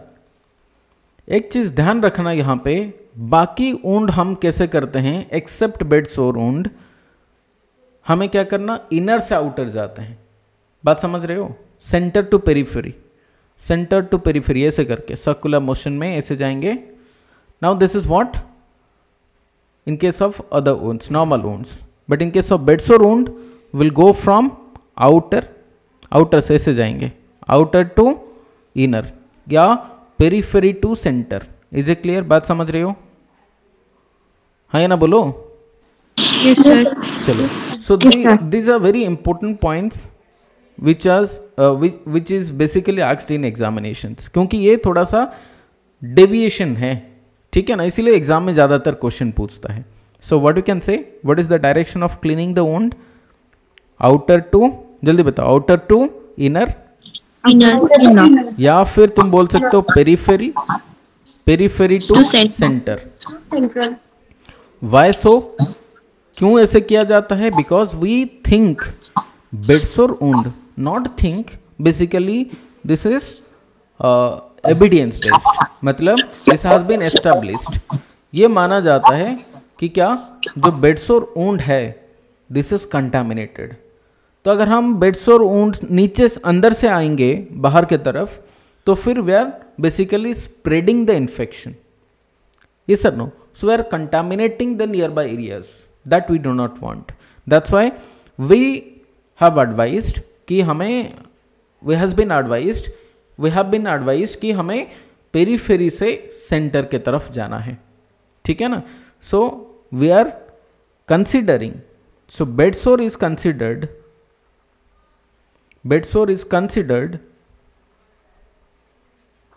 as the contaminated wound, contaminated. That's why what you are doing, we are going from periphery towards the center और outer to inner। हालांकि बहुत सारे books हैं जहाँ पर बताया जाता है कि हमें इनर टू आउटर जाना है। इवन देयर आर, मुझे नाम नहीं लेना चाहिए, बहुत सारे रिनाउंड बुक्स हैं जहाँ पर ये बोला गया है कि सेंटर टू पेरिफेरी नहीं, I mean centre to periphery जाना है, पर एक्चुअल में जो जाना है वो है पेरिफेरी या आउटर टू इनर। एग्जाम में ये लिखना, अदरवाइज गलत करके आ जाओगे। But this is only for bedsore wound, this is important, ठीक है सर। यस बोलो। सर स्टेज 4 में तो अगर टीयर हो जाता है तो सर आउटवर्ड से इन्वर्ट करने से तो इन्फेक्शन एंटर हो सकता है। आउटर टू इनर क्या बोल रहे हो, और एक दोबारा बोलो। अगर अंदर से बाहर जाएंगे, मान के चलते हैं अंदर से बाहर आप बाहर आएंगे, तो basically what you are doing, you are spreading the infection. बात समझ गए ना? Yes sir. हाँ, तो तुम ऐसे भी कर सकते हो ना, बाहर पहले कर लो, उसके बाद वो स्वाब को फेंक दो, उसके बाद दूसरा भी ले सकते हैं, ठीक है ना। So this depends on you कि how you are cleaning, but we are not going from inner to outer, ठीक है ना। एग्जाम में क्या क्वेश्चन पूछेगा उस हिसाब से हम प्रिपेयर कर रहे हैं, समझ गए ना? Yes sir. चलो नेक्स्ट आते हैं, how to clean the wound, what are important solutions that you have to use is your normal saline, ठीक है ना। So normal saline 0.9% sodium chloride, you have to use it. These are the isotonic solutions, isotonic solution, ठीक है। So you have to use NaCl or normal saline to clean the wound, ठीक है। अगर पस है तो कैसे वुंड को क्लीन करना, you have to use hydrogen peroxide. What is this called, hydrogen peroxide, whatever you say। बात समझ गए, हाँ या ना बोलो। सो क्लीन करने के लिए क्या हम यूज करेंगे, हाइड्रोजन पेरोक्साइड यूज करेंगे, समझ गए, हाँ या ना बोलो।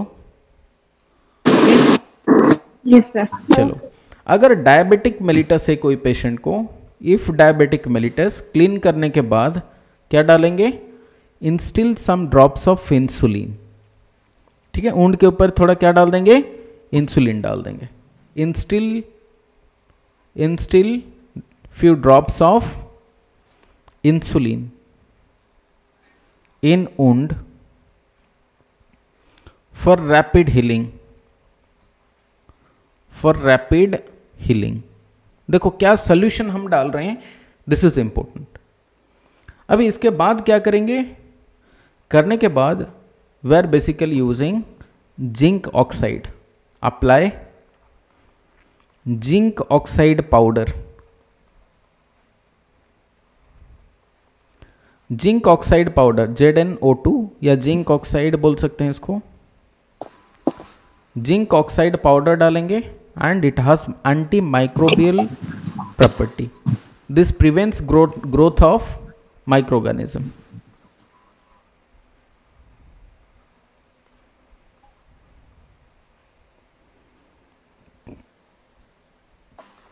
prevent skin irritation,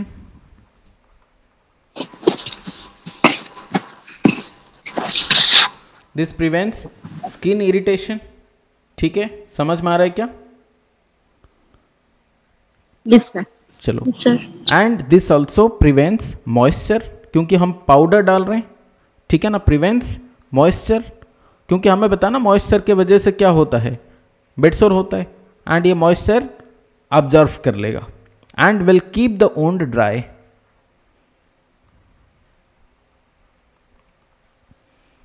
समझ में आ रहा है क्या? And also will keep the wound soft, that's why what you are using zinc oxide powder. कोई डाउट बताओ? So what we are applying, basically we are applying zinc oxide powder. इसका क्या क्या मैकेनिज्म है? 3 मैकेनिज्म। क्या mechanism है बताओ zinc oxide powder का? What are the mechanisms? Number 1, decrease growth of microorganism, है या ना बोलो?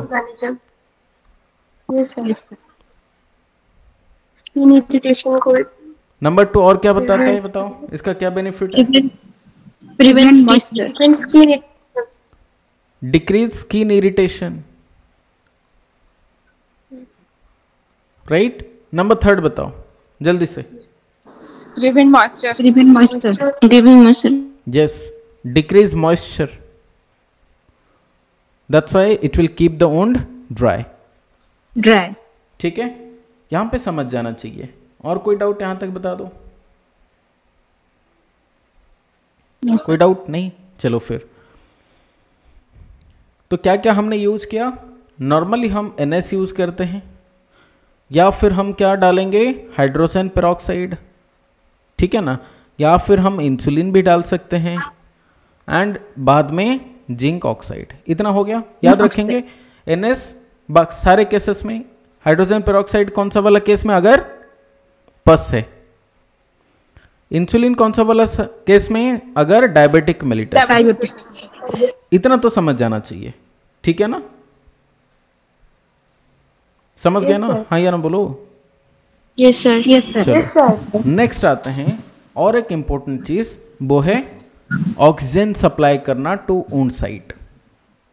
ऑक्सीजन एडमिनिस्ट्रेशन हमें पता है ना, वो नाक में ऑक्सीजन देना चाहिए, यहाँ पे वुंड में दे रहे हैं, ठीक है ना। कहाँ पे देते हैं? Oxygen supply, O2 supply to wound. Oxygen supply to wound, ठीक है ना। तो इसमें क्या बेनिफिट मिलेगा अगर ऑक्सीजन सप्लाई करते हैं, ऑक्सीजन देते हैं वुंड को? क्या देते हैं, क्या बेनिफिट मिलेगा? There will be increase in cellular metabolism, cellular metabolism, ठीक है, and thereby there will be increase और रैपिड वुंड हीलिंग, ये भी बोल सकते हो, रैपिड हीलिंग, ठीक है। इसके बाद और एक इंपॉर्टेंट चीज वो है वार्म एप्लीकेशन या हॉट एप्लीकेशन, ठीक है ना। हॉट एप्लीकेशन या वार्म एप्लीकेशन, वार्म और हॉट एप्लीकेशन बोल सकते हो। हॉट एप्लीकेशन का क्या बेनिफिट होगा भाई? ये भी दोबारा ब्लड फ्लो को इंक्रीज कराएगा, हाँ, ब्लड वेसल को डायलेट करेगा, और डायलेट करने से क्या होगा? There will be increase in blood flow. Simple सा मैकेनिज्म है। अब यहाँ पे क्वेश्चन आता है कि ये वार्म और हॉट एप्लीकेशन को कैसे देंगे? थोड़ी ना हम डायरेक्ट दे के डाल देंगे वहाँ पे, कुछ ऐसे नहीं कर रहे हैं। तो करने के लिए क्या है बताओ? हमारे पास 100 वाट का बल्ब यूज़ करना है, जो है हमारे पास 100 वाट बल्ब, 100 वाट बल्ब को यूज़ करेंगे। ठीक है, 100 वाट बल्ब को यूज़ करेंगे एंड ये रहेगा फ्रॉम, मान के चलते हैं ये हो गया ऊंड। बल्ब किधर रखेंगे? बल्ब रखेंगे इधर। ठीक है ना, the distance will be from wound to bulb will be around 45 to 60 centimetre. ठीक है, सो 100 वाट बल्ब यूज करेंगे। यहां पे ये हो गया 100 वाट बल्ब।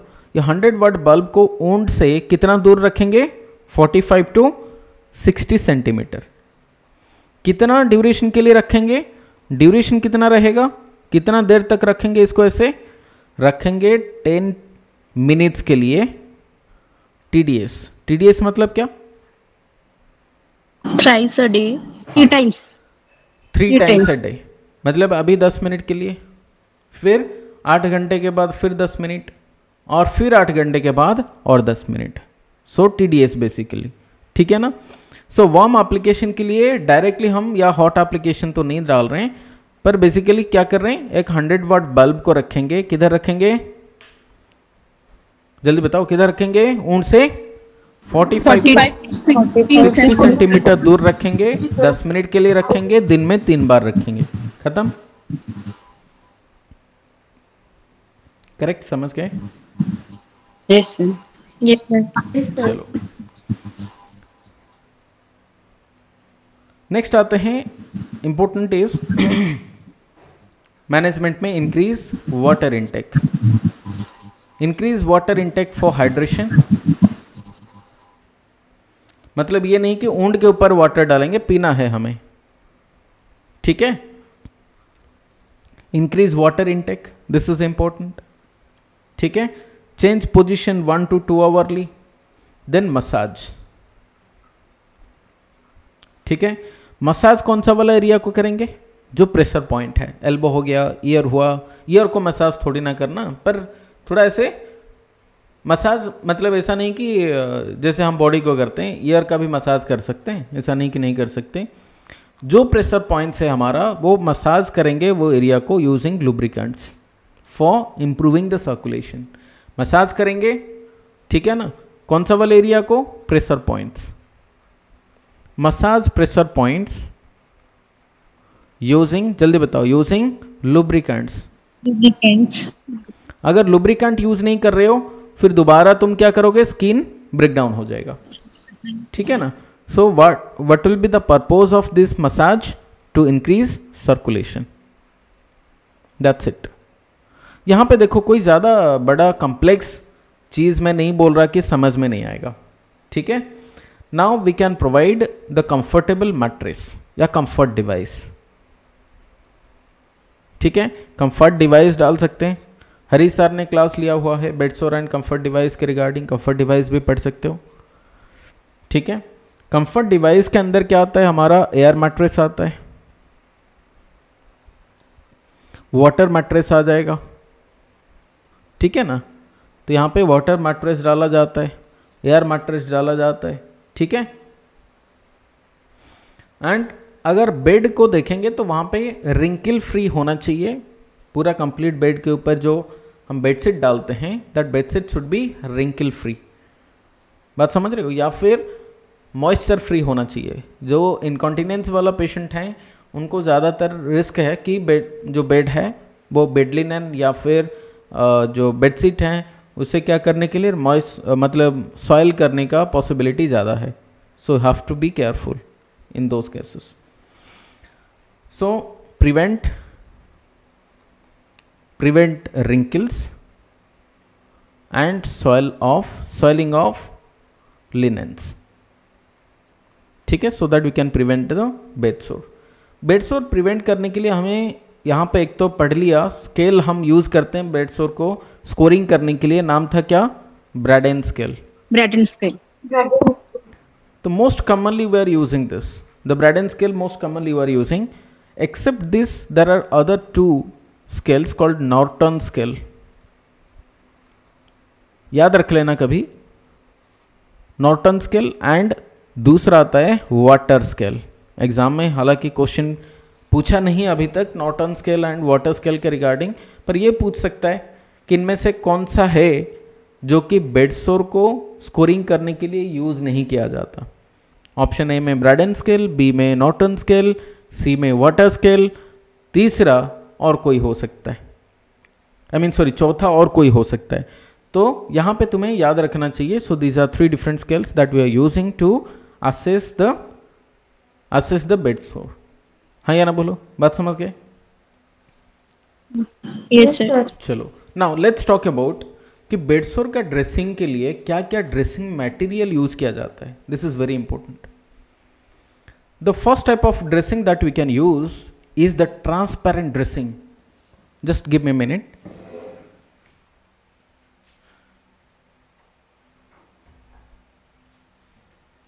सो कौन सा वाला ड्रेसिंग यूज करेंगे?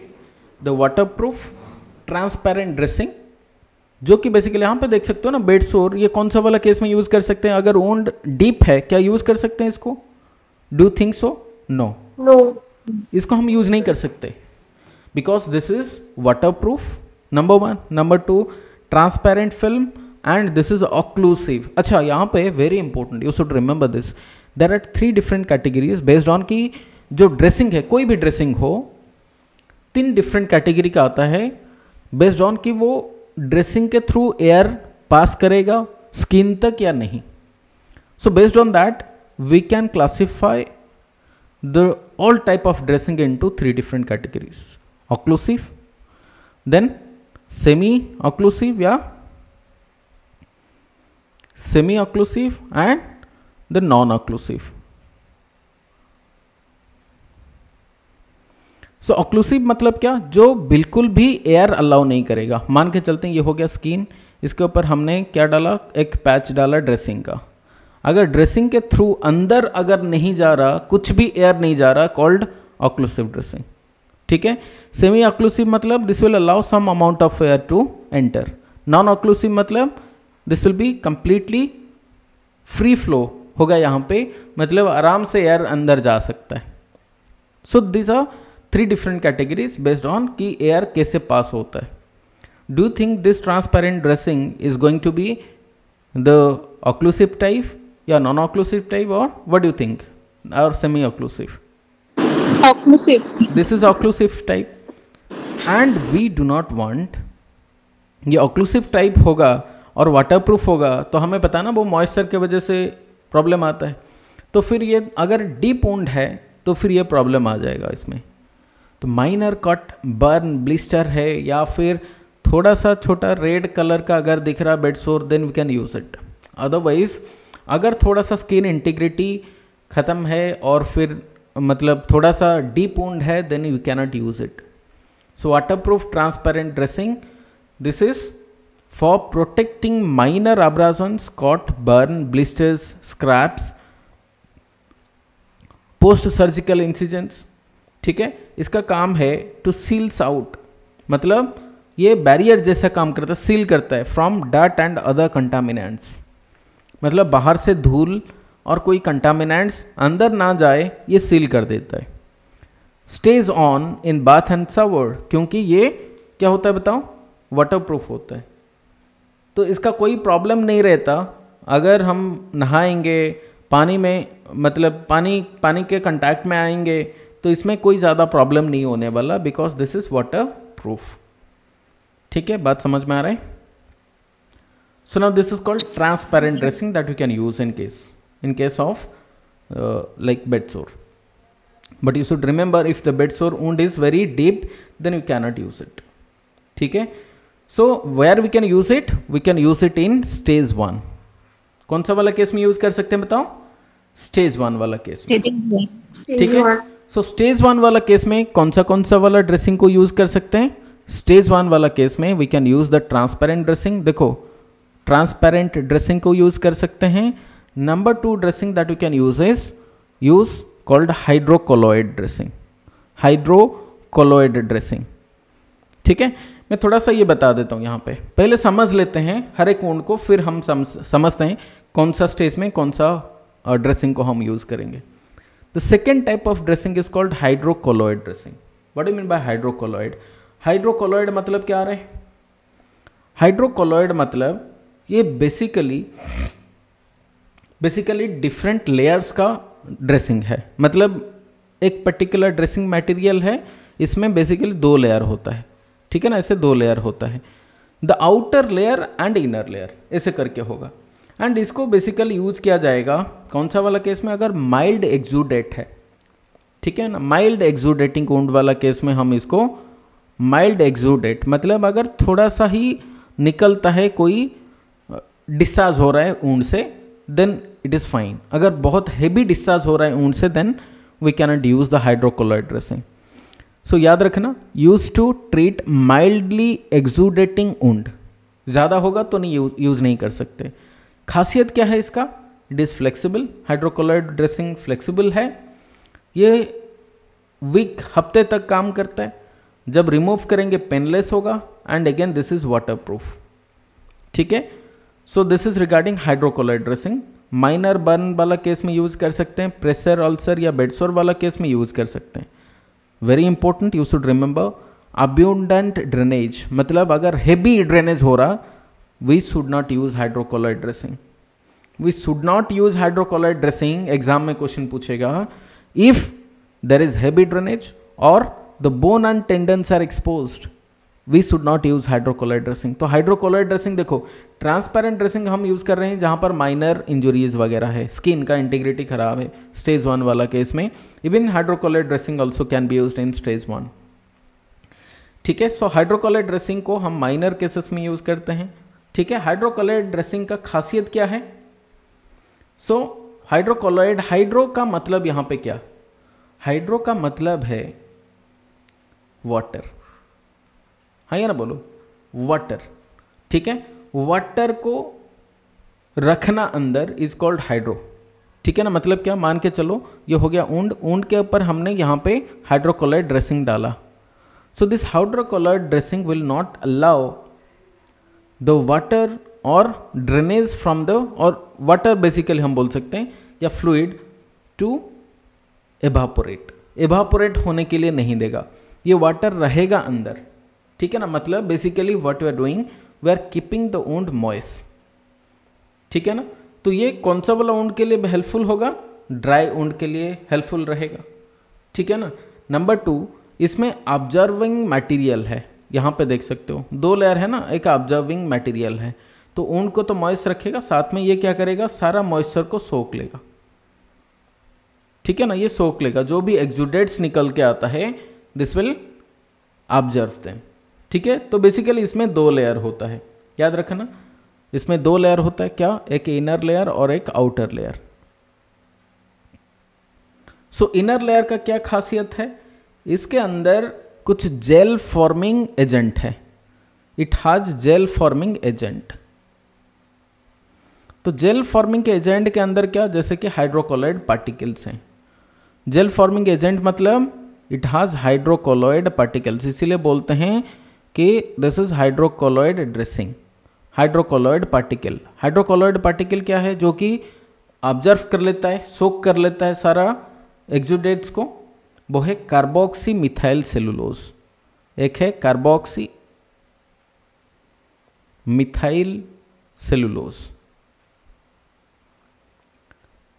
Number 2 gelatin and number 3 pectin. So this are hydrocolloid particles, जो बेसिकली क्या करता है, वुंड के ऊपर डालने से ये पार्टिकल क्या बन जाता है, जेल फॉर्म में आ जाता है, ठीक है, जेल फॉर्म में आ जाता है।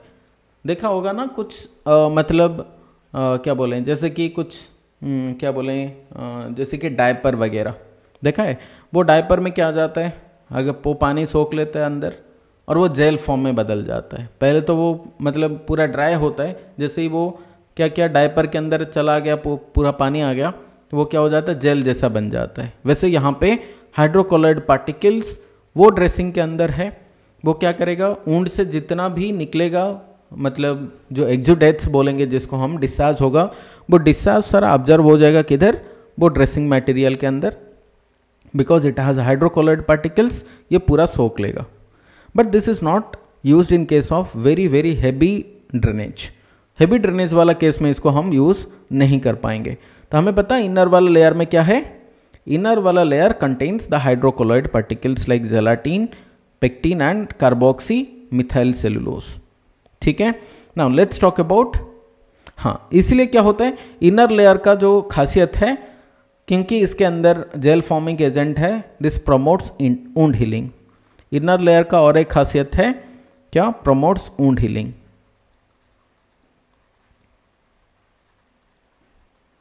Healing by observing the exudates. Number 2 outer layer, इसका आउटर लेयर है। आउटर लेयर का क्या खासियत है, outer layer is waterproof, outer layer is waterproof. ठीक है, जो कि बाहर से अंदर कोई भी मॉइस्चर वगैरह अलाउ नहीं करेगा। ठीक है, एंड ऑल्सो ये सील्ड करता है, सील्ड मतलब प्रोटेक्ट करता है फ्रॉम आउटर, आउटर बाहर से जो डस्ट हो गया, बैक्टीरिया हुआ, कुछ भी अंदर ना आए, ये पूरा सील करके रखता है आउटर लेयर। ठीक है, sealed from bacteria, then dust and other foreign materials. ठीक है, तो इसलिए आउटर लेयर का ये काम है सील्ड करके रखना। ठीक है, and because this is waterproof, हम नहाने के लिए भी कोई प्रॉब्लम नहीं होगा अगर हाइड्रोकोलॉइड ड्रेसिंग लगाते हैं। So outer layer is waterproof, this is waterproof, so this allows bathing. ठीक है ना, when it is applied we can take bath, easy to apply, and when we are removing this is going to be painless removal. So hydrocolloid dressing को हम use कर सकते हैं, और हमने पढ़ा हाइड्रोकोलॉइड ड्रेसिंग के अंदर क्या क्या होता है। नेक्स्ट चलते हैं, next is called the composite dressing. The another type of dressing is called as composite. Why it is called as composite, composite मतलब मतलब कॉम्प्लेक्स लेयर्स, इसके अंदर बहुत सारे लेयर्स हैं। एक टाइप ऑफ कंपोजिट ड्रेसिंग में यहां पे दिखा रहा हूं। So the outer most layer, the outer layer is a bacterial barrier layer. अगर ये वाला ड्रेसिंग को देखोगे, this is a type of composite dressing. इसका सबसे बाहर वाला लेयर देखोगे, this is going to be bacterial barrier layer, this will not allow the bacteria to enter the wound. थोड़ा मिडिल वाला लेयर देखोगे, this is going to be observative layer, ये observation करेगा जो भी एक्सुडेट्स आता है। ठीक है, एंड सबसे नीचे वाला लेयर जो वुंड का कंटैक्ट में आता है, आइदर वो नॉन अधेरेंट होगा या सेमी अधेरेंट लेयर होगा, मतलब वो वुंड के ऊपर चिपक ना जाए वैसा मटेरियल से बनता है। ठीक है, so the composite dressing has different layers, bacterial barrier layer, the outer one, middle is observative layer, and the third one, the innermost is called non adherent और सेमी अधेरेंट लेयर, जो कि wound के ऊपर आता है वैसे। ठीक है, ये मान के चलते हैं वुंड हो गया, उसके ऊपर कौन सा वाला लेयर होगा, उसके ऊपर आ जाता है नॉन अधेरेंट लेयर, उसके बाद आ जाता है ऑब्जर्वेटिव लेयर, उसके बाद आ रहा है क्या, बैक्टीरियल बैरियर लेयर। बात समझ गए, बात समझ गए। सो now this is called composite dressing. Am I audible now? Am I audible? Yes, sir. Very good. So this is called composite dressing. Next is called hydrogel dressing.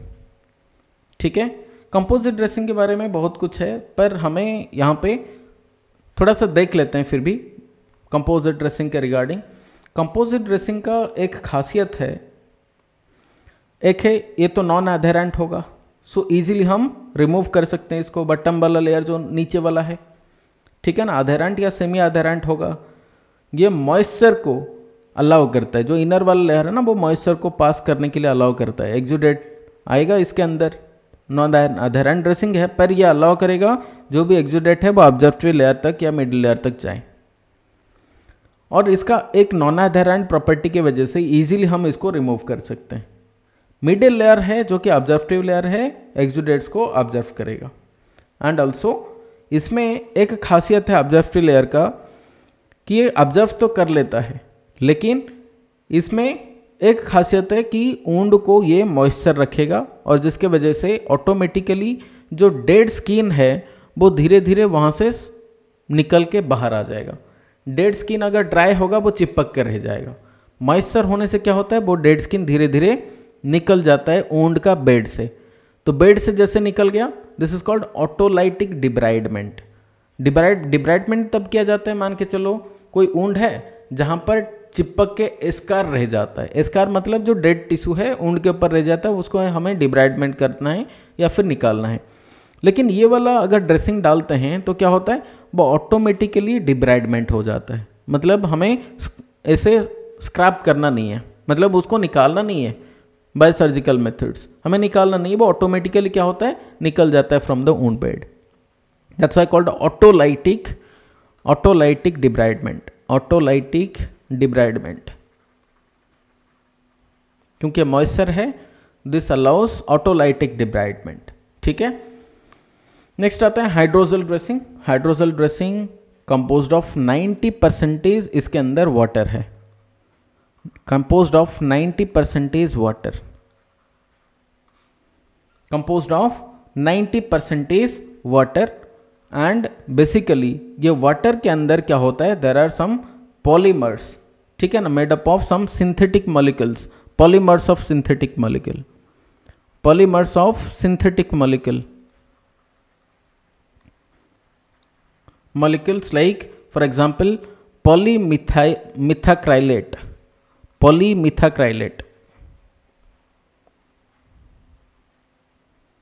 Example के तौर पर polymethacrylate and some alginate dressing का material, alginate dressing का material. मतलब इस composition को जानना हमारे लिए कोई मतलब नहीं बनता, एग्जाम में कभी क्वेश्चन नहीं पूछेगा, बट ये इसीलिए मैं बता रहा हूँ कि तुम्हें थोड़ा सा समझ में आ जाए।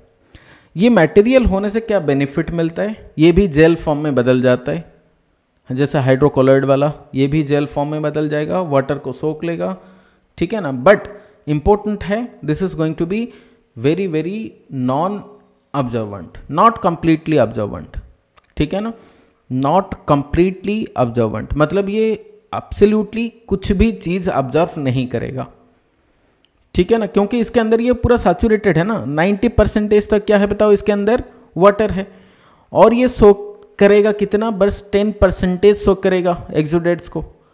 तो 90% अगर ये सैचुरेटेड है तो ये ऑब्जर्व नहीं करेगा ना, वुंड का कोई भी चीज को ये ऑब्जर्व नहीं करेगा। So this is going to be non observative dressing. Hydro very important, you should remember this, this is going to be non observative dressing, non ऑब्जर्वेटिव,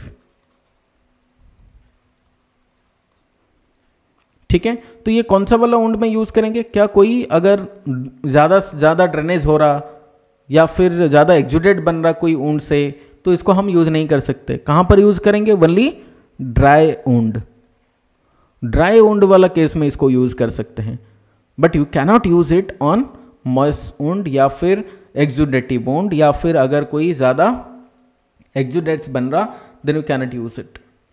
similarly बाकी सारे ड्रेसिंग में एक चीज कॉमन है, सबको ये बोलता है कि हम ऐसे मटेरियल से बनाते हैं जब हम निकालेंगे दैट शुड बी पेनलेस, ठीक है ना, सिंपल सा बात है इसमें, ठीक है। यूज कहां पर करते हैं, मोस्ट कॉमनली हाइड्रोजेल ड्रेसिंग को यूज करते हैं प्रेशर अल्सर वाला केस में। प्रेशर अल्सर वाला केस में अगर मान के चलते हैं, अगर कोई ग्राफ्ट या फिर डोनर साइट ग्राफ्ट किया गया हो या फिर डोनर साइट में, वहाँ पे यूज़ कर सकते हैं। डायबिटिक अल्सर वाला केस में इसको यूज़ कर सकते हैं। सर्जिकल केस में, पोस्ट ऑप सर्जिकल केस में, ठीक है ना, इसको यूज़ कर सकते हैं, ठीक है। इसमें बहुत सारे टाइप का हाइड्रोजेल ड्रेसिंग आता है, this is one type of hydrogel dressing. Hydrogel dressing एक आता है amorphous hydrogel dressing, amorphous number 1। Number 2 आता है, और एक आता है जिसे बोलते हैं हाइड्रोजेल सीट, और एक आता है नंबर 3 जिसे बोलते हैं impregnated with hydrogel, impregnated with hydrogel. Hydrogel impregnated मतलब इसके अंदर स्टफिंग किया गया हो, क्या, जैसे कि कोई गॉज हो गया, स्पॉन्ज हो गया, तो इसके अंदर डाल के फिर एक ड्रेसिंग मटेरियल बनाया जाता है, ठीक है। अगर गॉज या स्पॉन्ज रहेगा, ये क्या करेगा, सोक करेगा, ठीक है, सोक करेगा। तो कुछ हाइड्रोजेल ड्रेसिंग है, this is going to be non observative, but exam में इसीलिए कंफ्यूज हो जाओगे, इसीलिए मैं यहाँ पे नहीं बोलना चाहिए बेसिकली हाइड्रोजेल ड्रेसिंग का टाइप्स, अगर लिखे हो तो अलग बात है, पर सिंपल इतना याद रखो हाइड्रोजेल ड्रेसिंग के regarding, this is going to be non observative, ठीक है, नॉन ऑब्जर्वेटिव, इसमें 90% वाटर रहता है, ठीक है। अगर गॉज भी रहेगा, इतना भी दिमाग में ये डाल दो, अगर गॉज भी रहेगा, गॉज के अंदर 90% वाटर होगा, सो ये बेसिकली हाइड्रेट करता है, कहाँ मतलब ऊंट को हाइड्रेट करने के लिए यूज किया जाता है हाइड्रोजेल ड्रेसिंग को, ठीक है। नेक्स्ट आते हैं जिसे बोलते हैं हम लोग कैल्शियम आल्जिनेट ड्रेसिंग, ठीक है, calcium alginate dressing, this is made up of alginate, alginate से बनता है, ठीक है ना। ये बेसिकली एक टाइप का क्या है बताओ, this is a type of मतलब एंटी बैक्टीरियल प्रॉपर्टी, इसका होता है anti bacterial property. Alginate dressing bacterial growth को स्टॉप करने के लिए बेसिकली यूज किया जाता है, it has anti bacterial property, and ये एक बैरियर जैसा अगर ऊंट के ऊपर डालेंगे, this is going to be a barrier. सब ड्रेसिंग का एक ही काम है, क्या, ऊंट को प्रोटेक्ट करना from outside bacteria and dirt everything, so barrier from the outside foreign material, dirt या फिर बैक्टीरिया, ठीक है। It has anti bacterial property, barrier जैसा काम करता है, ठीक है ना, and also it has observative property, observative property, ठीक है ना। क्या ऑब्जर्व करता है, ऊंड एक्सुडेट को, ठीक है ना, ऊंड एक्सुडेट को ऑब्जर्व करता है, ठीक है। ऑब्जर्वेशन, ऑब्जर्वेटिव प्रॉपर्टी, इसका मतलब है it will observe wound exudate, ठीक है। समझ में आ रहा है, समझ में आ रहा है, हाँ या ना बोलो। Yes sir. चलो सो इट इज, जितना हमने पढ़ा अभी तक ऊंट ड्रेसिंग के रिगार्डिंग, जो नॉन ऑब्जर्वेटिव वो है हाइड्रोजेल ड्रेसिंग, मोस्ट कॉमनली इसमें 90% वाटर होता है, इसलिए बेसिकली ये कुछ ऑब्जर्व नहीं करता मोस्ट कॉमनली, ठीक है। तो इसमें हमने पढ़ लिया डिफरेंट टाइप का ऊंट ड्रेसिंग, हमने पढ़ा क्या क्या ऊंट ड्रेसिंग का मटेरियल के रिगार्डिंग हमने पढ़ा, क्या है बताओ। एक है पहला वाला हमने क्या पढ़ा बताओ, ट्रांसपेरेंट ड्रेसिंग हमने पढ़ा, ट्रांसपेरेंट। नंबर 2 हमने पढ़ा क्या बताओ, हाइड्रोकोलोइड ड्रेसिंग। नंबर 3 हमने पढ़ा क्या, कंपोजिट वाला पढ़ा हमने। उसके बाद हमने पढ़ा हाइड्रोजेल ड्रेसिंग, और नेक्स्ट हमने पढ़ा मतलब कैल्शियम अल्जिनेट के रिगार्डिंग। अभी चलते हैं, जब हम कोई वुंड केयर कर रहे हैं लाइक बेड सोर, तो स्टेज 1 में क्या क्या हम मटेरियल को यूज़ कर सकते हैं। स्टेज 1 में हम कुछ यूज़ ना करें तो भी चलेगा, नंबर 1। नंबर 2 हो सकता है हम ट्रांसपेरेंट ड्रेसिंग यूज़ कर सकते हैं स्टेज 1 वाला केस में। Number 3 we can use hydrocolloid dressing को यूज़ कर सकते हैं। If you look into stage 2 में क्या क्या टाइप्स का हम ड्रेसिंग मटेरियल यूज़ कर सकते हैं। Number 1 is a composite dressing use कर सकते हैं स्टेज 2 वाला केस में, ठीक है। Number 2 hydrocolloid, and number 3 hydrogel dressing को यूज़ कर सकते हैं। स्टेज 3 वाला केस में क्या यूज़ करेंगे, हाइड्रोकोलोइड नंबर 1, ठीक है, हाइड्रोकोलोइड। यहाँ पे ट्रांसपेरेंट तो यूज नहीं करेंगे ना, हाइड्रोकोलोइड यूज कर सकते हैं। नंबर 2 हाइड्रोजेल यूज कर सकते हैं, एंड नंबर 3 दिस कैल्शियम अल्जिनेट,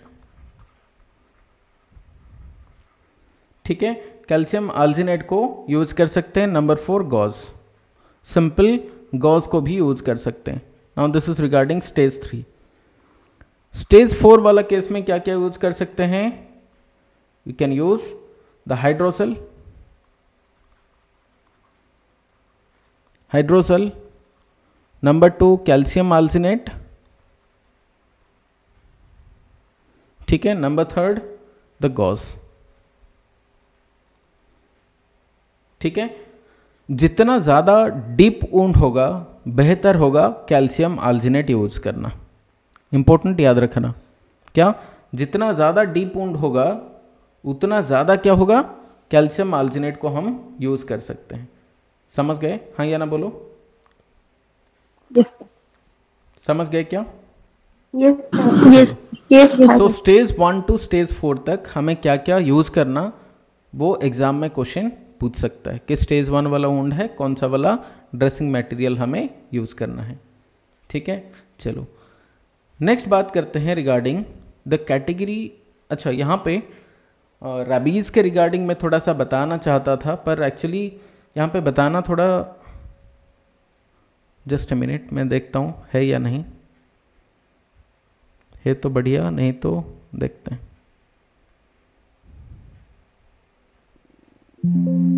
चलो मैं बता देता हूँ regarding animal bite wound. Animal bite से जो वुंड बनता है, ठीक है, उसका स्टेजिंग, उसका कैटेगरी, ठीक है। सो कैटेगरी क्या है? एनिमल बाइट मान के चलो डॉग बाइट हुआ, कैट बाइट हुआ, एक्सेट्रा हुआ, तो वो वाला केस में हमें क्या करना है? सो यहाँ पे हम बात करेंगे रिगार्डिंग कैटेगरी 1। इसमें 3 कैटेगरी बेसिकली होता है एनिमल बाइट वाला केस में। कैटेगरी 1 मतलब क्या? अगर एनिमल ने टच कर दिया या फिर हम एनिमल को टच कर दिए, अगर एनिमल को हम फीडिंग दे रहे हैं तो यहाँ पे कोई बाइट नहीं हुआ, वुंड नहीं बना। अगर एनिमल ने हमारा स्किन को चाट लिया, मतलब लीक्स ऑन इंटैक्ट स्किन, ठीक है ना, यहाँ पे कोई मतलब वुंड के ऊपर कोई मतलब क्या नहीं बना, लेजेंड्स नहीं बना, ठीक है। पूरा स्किन जो है इंटैक्ट है, स्किन कोई खराब नहीं हुआ है, but you came in contact with like saliva मतलब एनिमल का सलाइवा स्किन के ऊपर आ गया, कंटैक्ट ऑफ सलाइवा, ठीक है, of the wild animal, most commonly wild animal का, ठीक है। ये केस में कैटेगरी 1 हम बोलेंगे जहां पर कोई वुंड नहीं बना, दैट इज कॉल्ड कैटेगरी 1। ये केस में पोस्ट एक्सपोजर प्रोफाइलैक्सिस यहां पे रिक्वायरमेंट नहीं है, नॉट रिकमेंडेड, इसमें कोई ट्रीटमेंट नहीं चाहिए, ठीक है, नॉट रिकमेंडेड। कैटेगरी 2 ये बोला जाता है जहां पर वुंड बनता है, मतलब एनिमल ने एक्चुअल में बाइट किया, दैट इज कॉल्ड कैटेगरी 2, ठीक है। कैटेगरी 2 मतलब क्या? जहां पर बेसिकली माइनर स्क्रैचेस हो, माइनर स्क्रैचेस, ठीक है, या फिर abrasion without bleeding, abrasion without bleeding, that is called category 2। यहां पे क्या चाहिए? ARV चाहिए, एंटी रेबीज वैक्सीन, ठीक है ना। as soon as possible we have to administer anti rabies vaccine। Category 3, ठीक है, कैटेगरी 3 यहां पे क्या हुआ, मतलब एनिमल ने एक्चुअल में बाइट किया, देयर इज ब्लीडिंग, ठीक है, और लीक्स ऑन ब्रोकन स्किन, पहले से तो मतलब बॉडी के ऊपर कोई वुंड था और वो वाइल्ड एनिमल या डॉग होके, मतलब डॉग या कोई भी हो, वो आके चाट लिया, ठीक है, उसे बोलेंगे क्या? कैटेगरी 3। बाइट और licks on the broken skin is called as what? The category 3। But bleeding हो गया, उससे बोलते हैं क्या? कैटेगरी 3 बोलेंगे। यहाँ पे क्या बोला, मतलब ट्रीटमेंट होगा, there will be anti rabies vaccine plus there will be equine rabies immunoglobulin ERIG. Equine rabies immunoglobulin, ठीक है। इक्विनो मतलब क्या, हॉर्स, हॉर्स से बनाया हुआ इम्यूनोग्लोबुलिन, घोड़े से बनाया हुआ इम्यूनोग्लोबुलिन को हमें लेना है। तो याद रखना कैटेगरी 1 या कैटेगरी 1 में देयर इज़ नो ट्रीटमेंट, कोई ट्रीटमेंट इसमें नहीं चाहिए। कैटेगरी 2 इसमें क्या चाहिए बताओ, एंटी रेबीज वैक्सीन चाहिए। कैटेगरी 3 में क्या चाहिए बताओ, anti rabies vaccine plus ERIG. बात समझ गए, हाँ या ना बोलो। Yes sir. अभी एआरबी देने का तरीका क्या है मैं बताता हूँ। एआरबी देने का तरीका बहुत सारे हैं। एक है इंट्राडर्मल रेजिमेन, ठीक है, और दूसरा आता है आईएम रेजिमेन। इंट्राडर्मल रेजिमेन को हम बोलते हैं थाई रेजिमेन, थाई रेजिमेन बोलते हैं, एंड इंट्रामस्कुलर को बोलते हैं इसेन रेजिमेन, ठीक है। इसेन रेजिमेन एंड इंट्राडर्मल को बोलते हैं थाई रेजिमेन। थाई रेजिमेन के हिसाब से 4 डोजेस देना है of anti rabies vaccine, and Essen regimen के हिसाब से 5 डोजेस देना है इंट्रामस्कुलरली, ठीक है। तो जो एंटी रेबीज वैक्सीन दिया जाता है इंट्राडर्मली, वो कितना दिया जाता है, 0 या फिर 0 नहीं बोल सकते, 8 unit, 8 units of anti rabies vaccine या 8 इंटरनेशनल यूनिट्स। 40 इंटरनेशनल यूनिट से क्या बनता है, equal to 1 ml। 40 international unit equal to 1 ml। हम देते हैं कितना, 8 इंटरनेशनल यूनिट। एक देते हैं 4 इंटरनेशनल यूनिट ऑन 1 आर्म और एक साइड में देते हैं, ठीक है ना। इंट्राडर्मली ऑन 1 साइड, एक साइड में देंगे, ठीक है ना। And next 4 international unit on the second side,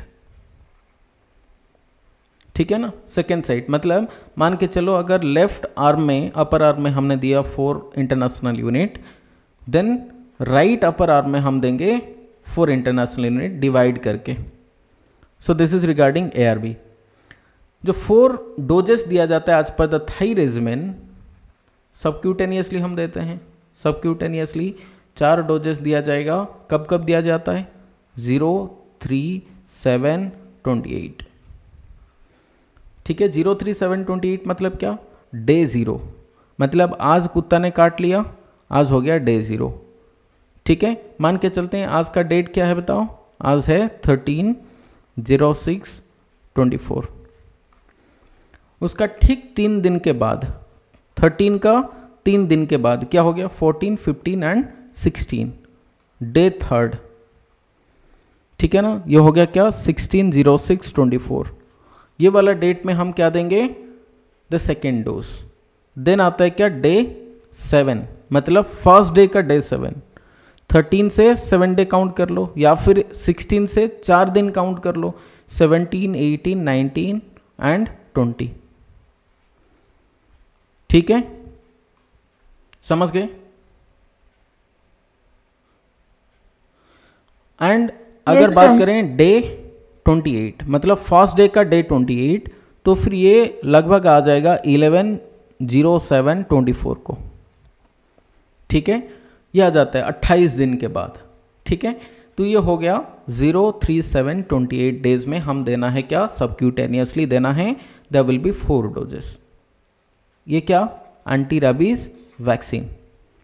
तो most commonly in India we are following this subcutaneous thigh regimen 03728। अगर 5 दिन दिया जाता है तो हम क्या बोलेंगे, अगर आईएम वाला रेजिमेन हम फॉलो करेंगे 037/14/28, तो 5 डोजेस होगा, आईएम दिया जाएगा, ठीक है ना। तो अब पर इंडिया में हम सबक्यूटेनियस वाला फॉलो करते हैं। अगर हमें एरिक देना है, ठीक है। एरिक अगर देना, इसे क्या बोलते हैं? इक्विनो, जल्दी बताओ। R stands for rabies and IG मतलब इम्यूनो ग्लोब्यूलिन। तो ये केस में एरिक को कैसे दिया जाता है? As per the Indian guideline हमें देना 40 इंटरनेशनल यूनिट पर केजी बॉडी वेट, ठीक है। फॉर पर केजी बॉडी वेट हमें कितना देना है? 40 इंटरनेशनल यूनिट, ठीक है। कैसे देना? मान के चलते हैं ये हो गया पेशेंट, ये हो गया पेशेंट, और इसका हाथ में यहाँ पर कुत्ता ने काट लिया, यहाँ पर काट लिया, ठीक है। तो हमें देना कैसा है? एरिक को हम डोज कैलकुलेट करेंगे। यहाँ पर ऊंड के चारों तरफ ऐसे दिया जाता है, ऊंड के चारों तरफ एरिक को इम्यूनोग्लोबुलिन को दिया जाता है, ठीक है।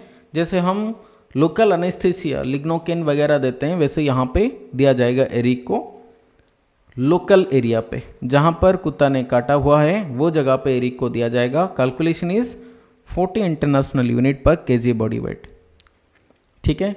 सो मान के चलते हैं हमारे पास ना कोई पेशेंट आया 50 केजी वाला, तो कितना देंगे बताओ? कैलकुलेशन करो।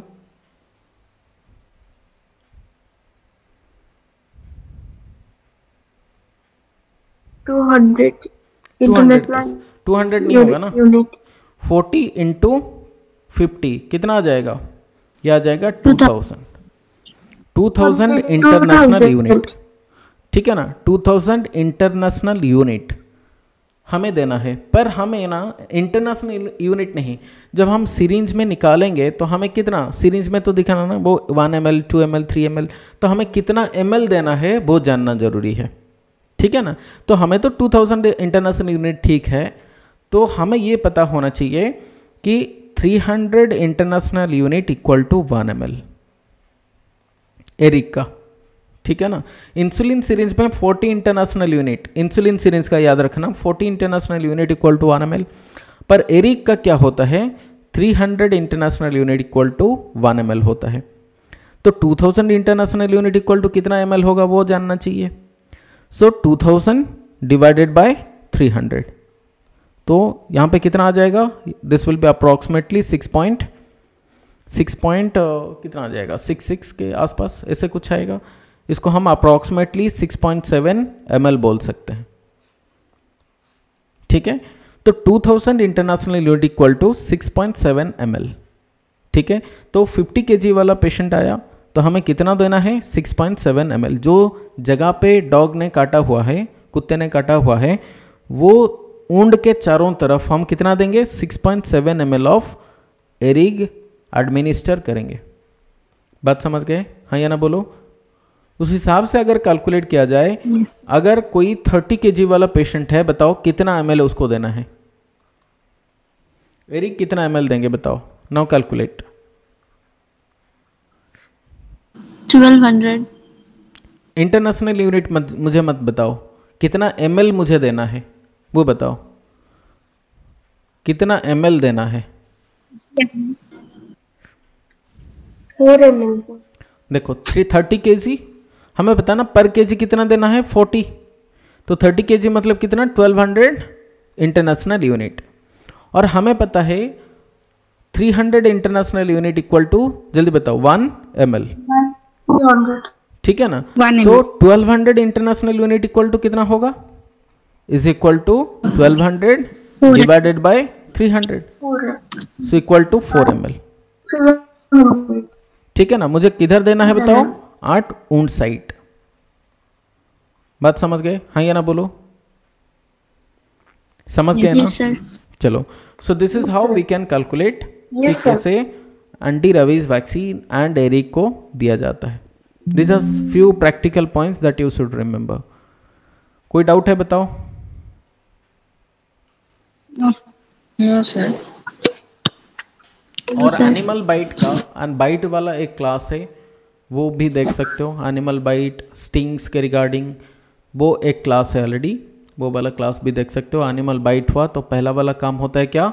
Do not panic, do not squeeze, and क्या करना? Immediately by using running water, soap and water मान के चलो, और कुछ नहीं डालना उधर, क्या अच्छा से धोना है, सोप एंड वाटर से अच्छा से धोना है, do not soak, do not lick, कुछ मत करना वो जगह पे, डू नॉट इवन स्क्वीज, कुछ नहीं करना, बस क्या करना, रनिंग वाटर लो, रनिंग वाटर से सोप यूज़ करके उसको अच्छा से साफ करना है, ठीक है।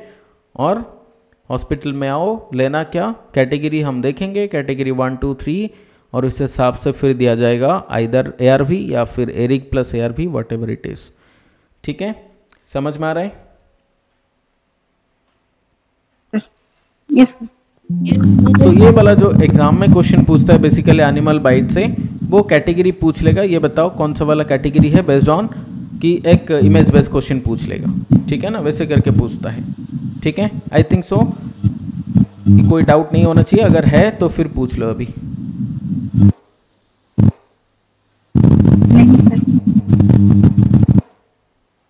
नहीं सर।